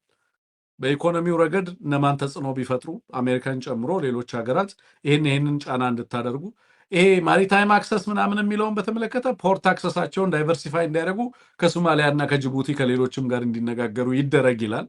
ግን ደግሞ ጫና እንዲደረግባቸው ወደ ጦርነት እንገባለን ካለ ግን ትላንትም ኤርዶዋን እንዳለው ወደ ጦርነት እገባለሁ የሚል ከሆነ ግን በቀጥታ አይኤምኤፍን ማንቀሳቀስ ነው የሚለው። የአይኤምኤፍ ጥገኛ ስለሆነ አይኤምኤፍን ማንቀሳቀስ ነው፣ ያም ወገቡን ይቆርጠዋል ነው የሚለው። በምንም መንገድ ጦርነት እንዲነሳ በተለይ ቀጠናው ላይ እንደማይፈልጉ ይሄ ክራይሲስ ግሩፕ የማንን አቋም እንደሚያንጸባርቅ በዚህ ጽሁፍ ውስጥ በደንብ መገንዘብ የምትችለው ነው አንሙት። በሌሎቹም በኩል አቅም የለም መጀመር አይቻልም እያለ የሚያነሳበትን ምክንያት እሱ ይዞ ከመጣው የሚዲዬሽን አፕሮች አዋጭ የሆነ ባርጌኒንግ ቺፕ ይዞ መምጣቱ ነው ክራይሲስ ግሩፕ። ጦርነት ብታደርጉም አታሸንፉም እያለ ነው ለሌሎቹም ኃይሎች ኖቶሊ ለአብይ ብቻ ሳይሆን ለሌሎቹም። ስለዚህ ተነጋገሩ የሚለውን ጫና ለማሳረፍ የተፈለገ ይመስለኛል። በዚህ ኢኩዌሽን ውስጥ አማራውን ማምጣት አልፈለገም። እንደውም የገረመኝ ምንድነው ኤርትራ የሉዓላዊነቷ ጉዳይ አድሬስ የሚደረግ ከሆነ መተማመኛ የሚሰጣት ከሆነ ኦኬ የኢሳያስ አፈወርቂ መንግስት ወይንም ኤርትራ ኢትዮጵያ ውስጥ ላሉ ፕሮክሲዎች የምታደርገውን ድጋፍ በመቀነስ ወይንም ድጋፍ እንዳታደርግ በማድረግ ከአብይ አህመድ ጋር ልትቀራረብ የምትችልበትን እድል ያሰፋል ይላል። ይሄ አንደኛ በሌለ ሲናሪዮ ላይ ቢልድ አፕ ማድረግ ነው። ይሄ ሃይፖቴሲስ በሌለ መሰረት ላይ የተጣለ ነው። በኤርትራ መንግስት ለኢትዮጵያ ውስጥ ላሉ ፕሮክሲዎች የሚደረግ ቀጥተኛ ድጋፍ ስለመኖሩ አናውቅም። ኤርትራም በቀጥታ ኢትዮጵያ ውስጥ ላሉ ፕሮክሲዎች የማደርገው ድጋፍ አለ ያለችበትም ጊዜ የለም። ያለም መረጃና ኤቪደንስ ማስረጃም የለም። ለምሳሌ የአማራውን ትግል በተመለከተ ለፕሮክሲዎች ድጋፍ እንዳታደርግ የኤርትራ መንግስት በማድረግ ከአብይ ጋር ኤርትራን ማቀራረብ ይቻላል ይላል። ለምሳሌ ጽሁፉ አይደለም። ኤርትራ መንግስት ለየትኛው ፕሮክሲ ነው ድጋፍ የምታደርገው? ኦፍ ኮርስ ትግራይ ኃይሎች ጋር በጽምዶ ግንኙነት እንዳላቸው እሱንም ማኔጀብል የሆነ ግንኙነት በማድረግ ይላል ከትግራይ ኃይሎች ጋር። ከፋኖን በተመለከተ ግን የኤርትራ መንግስት የሚያደርገው ድጋፍ ቀጥተኛ ድጋፍ መኖሩን ሊያሳይ የሚችልበት አንድም ኤቪደንስ የለውም። ይሄ ተቋም እንደውም ሐሰተኛ አሊጌሽን ያቀርባል። ለምሳሌ ለልዩ ኃይሉ የተሰጠውን ስልጠና ከዚህ በፊት በጦርነቱ ወቅት ኤርትራ ፋኖ ላይ ኢንቨስት እንዳደረገች አድርጎ ሊያቀርብ ይፈልጋል። ሐሰት ነው። ኤርትራ ፋኖን አደራጅታ አጥቃ ያስታጠቀችበት ዘመን የለም። የክልሉ ልዩ ኃይል ግን በአከር ላይ በሚሰጠው ስልጠና ሙያዊ ድጋፍ አድርገዋል የኤርትራ ሰልጣኞች በአከር ላይ በነበሩ ለልዩ ኃይሉ። እሱም በፌደራል መንግስቱ ጥየቃ እንጂ ኤርትራ መንግስት በራሱ ገብቶ ያደረገው አልነበረም። የኤርትራ መንግስት ለኢትዮጵያ ውስጥ ላሉ ፕሮክሲዎች ድጋፍ እንዳያደርግ በማድረግ ከአብይ ጋር አፕሮች እንዲያደርግ ነው። የኤርትራ መንግስት ደግሞ ኮምፕሊትሊ ዲስሚስ ያደርገው የነበረው ጉዳይ ነው። እጁ ላይም ያለ ጉዳይ አይደለም። ኢትዮጵያ ውስጥ ያሉ ኃይሎች ራስ በቅ ናቸው። ለምሳሌ የአማራው ኃይል የሳውዲ ጥገኛ አይደለም። በሳውዲ አይታገዝም፣ በኤርትራ አይታገዝም፣ በሌሎች ሀገራት የሚታገዝ አይደለም። ለዚህም ነው አማራው ኦውን የሚያደርገው። ሌሎች ኃይሎች የሚደግፉት ቢሆን ኖሮ እንደዚህ አይነት መላምቶችን እንደዚህ አይነት ምክረ ሐሳቦች ውጤት ሊያመጡ የሚችሉበት ሁኔታ ሊኖር ይችላል። ግን የኤርትራ መንግስት ከአብይ ጋር ባለው ግንኙነት ኮንሲስተንትሊ ያንጸባረቀው ነገር አለ። ምንድን ነው? ከአብይ አህመድ ጋር ለመነጋገር ፍላጎቱም ኮሚትመንቱም ኢነርጂውም የላቸው። በተደጋጋሚ ግልጽ አድርገዋል። ይሄ አገዛዝ እስካለ ድረስ የትኛውም አይነት ንግግር ጦርነትን ፖስትፖን የማድረግና አብይ አህመድ በተደራጀ ጊዜ መልሶ እንዲወጋን ራሳችንን ተጋላጭ ማድረግ ነው የሚል አቋም ተይዟል። ከዚህ ኃይል ጋር ሊነጋገሩ የሚችሉበት እድል የለም። ሌላው ይሄ አናሊሲስ የሚረሳው ፋክተር ምንድን ነው? አብይ አህመድ የአሰብን ጉዳይ ያነሳው ሀገር ውስጥ ለደረሰበት ወታደራዊ ሽንፈት ምክንያት አድርጎ ለሞቢላይዜሽን እንዲጠቅመው አድርጎ እንጂ አሰብ የአብይ አህመድ ፕራይመሪ አይደለም። ወደብ የአብይ አህመድ ፕራይመሪ አጀንዳ አይደለም፣ ሰከንደሪ ነው። የአብይ አህመድ አጀንዳ በቀጠናው ላይ ያሉ አካላትን ከአማራው ኃይል ከተቻለም ከትግራይ ኃይል መነጠል ትልቁ ፍላጎቱ በኢትዮጵያ ውስጥ የኃይል የበላይነት እንዲኖረው የሚያስችለውን ቀጠናዊ መደላድል መፍጠር ነው። ለዚህ የሚንበረከኩ የቀጠናው ሀገራትና ሀገራትን በራሱ ጎራ ማሰለፍ ፍላጎት ነው ያለው። አንተ እንዳልከው ቀድም መንደራ የዚህ የኃይል እንቅስቃሴው ከዚህ ቦታ ኃይል እያስገባ ነው፣ ከሌላ ቦታም ኃይል እያስገባ ነው። በቀጥታ ጦርነት ውስጥ የመግባት ፍላጎት ሳይሆን ተጽዕኖ የመደራደሪያ አቅሜን ለመጨመር ይረዳኛል ነው። አረባክህ ምናምን ብለው ሸምጋይ ሆነው እንዲመጡ ገላጋይ ሆነው እንዲመጡ ደጋግሜ ጠይቄያለሁ ሲል ነበር አይደለም። አሁንም ጦርነት ላደርግ ነው በሚል ማስፈራሪያ ገላጋዮችና አሸማጋዮች መጥተው በሁሉም አካላት ላይ ጫና አድርገውለት እሱ በሚፈልገው መንገድ ከአንዳንድ የጎረቤት ሀገራት ጋር ለመነጋገር እድል የሚያገኝበትን ሁኔታ ማስፋት ነው። ይሄንን ግን ተገንዝበው በሚገባ ያንን አቋማቸውን በተደጋጋሚ ካንጸባረቁ ሀገራት በተለይ የኤርትራ መንግስት በተደጋጋሚ የአብይ አህመድን አቋም በተመለከተ በግልጽ ያስቀመጠው ነው ብዬ ነው ማስበው። እዚህ ላይ የተቀመጡት ሪኮሜንዴሽንስ ለኔ አንደኛ ሁኔታውን በጣም በትክክል ተገንዝበውታል ብዬ አላምንም። ሁለተኛ ከውጭ ወደ ውስጥ የሚመለከት ስለሆነ የኢትዮጵያን ጉዳይ በጣም በርካታ ፋክተሮችን ዘሏል ብዬ አምናለሁ። ሶስተኛ ግን የመፍትሄ ሐሳቦች ብሎ ያስቀመጣቸው መፍትሄ ሐሳቦች በዋናነት የሚጠቅሙት አብይ አህመድን። እነዚህ ጫናዎች በእነዚህ ሀገራት ላይ ከአብይ አህመድ ጋር የመነጋገር እድል ቢመጨምርላቸው አብይ አህመድ በጊዜ ሂደት እነዚህን ኃይሎች ፖለቲካሊ በወታደራዊ አቅማቸው እንዲዳከሙ በማድረግ መጨረሻ ላይ ጥቃት ለመሰንዘር የሚያመቸውን ሁነኛ ጊዜ አይዲያል ታይም እንዲጠብቅ ያስችሏል የሚል እምነት ነው ያለኝ። አንሙት ምናልባት በአንድ ደቂቃ ከሰዓታችንም አኳያ ጥቂት ሐሳብ ለመጨመር እኔ የአብይ ስለ ወደብ የሚያወራው ለምንድን ነው? ለውስጣዊ ችግር ማስተንፈሻ አጀንዳ ነው ወይንስ ሌላ ምንድን ነው የሚለው ነገር በተወሰነ ደረጃ መመልከት ለመመርመር የሚያስችል ጥያቄ አንስተን እንለፈው ልልህ ፈልጋለሁ። እዚህ ጽሑፍ ላይ የሚለው ለራሱ ሌጋሲ ትልቁ ሌጋሲ አድርጎ ሊቆጥረው የሚፈልገው ጉዳይ ነው የወደብ ጉዳይ። በተለያየ ጊዜ ሲያነሳ አይተው ከሆነ እኛ እኮ ባህር ኃይል ብለን ያቋቋም ነው ስለ አሰብና ምናምን ያወራ ነው ዛሄደን የጎበኘ ነው ምን ያልነው ይሄ አጀንዳ ስለነበረን ነው። ባህር ኃይል ያቋቋም ነው እኮ የዛሬ ስንት ዓመት ነው ይሄ አጀንዳ ስለነበረን ነው ይላል። ስለዚህ የውስጣዊ ጉዳይ ማስተንፈሻ ወይንስ የግለሰባዊ ሌጋሲ ማረጋገጫ የሚለውን እንደ ጥያቄ ለሌላ ጊዜ ለምርመራ እንለፈው። በሌላ ነገር ግን እዚህ ጽሑፍ ላይ ምን ይላል? የአፍሪካ ቀንድ ፖለቲካ ሚስትረስት መተማመን የጠፋበት ነው ይላል። መተማመን የጠፋበት ነው ብቻ ሳይሆን መቸለታ ማስረስ በደንብ ሊያስረዳን እንደሞከረው ፕሮክሲ የታሪኩ አካል ነው፣ የዚህ ቀጠና ፖለቲካ አካል ነው። እዚህ ቀጠና ላይ የነበሩ የፖለቲካ ኃይሎች ሁሉ የፕሮክሲ ታሪክ አላቸው። ሁለተኛው መቸለታም ስናነሳ እንደነበረው አሁን ትሬንዱ የቀጠናው የቀንዱ ፖለቲካ ሂደት ትሬንድና ፓተርን ከሩልስ ድሪቭን ከሚባለው በመርህ በመመሪያ በህግ ሩልስ ድሪቭን ከመሆን ወጥቶ ወደ ፕሮክሲ ድሪቭን እየሆነ ነው ብሏል። ፕሮክሲ ድሪቭን በሆነ የውክልናና የውክልና ጦርነት በሚገራው ቀጠና ውስጥ ማንን ይከሳል? አብይ አህመድ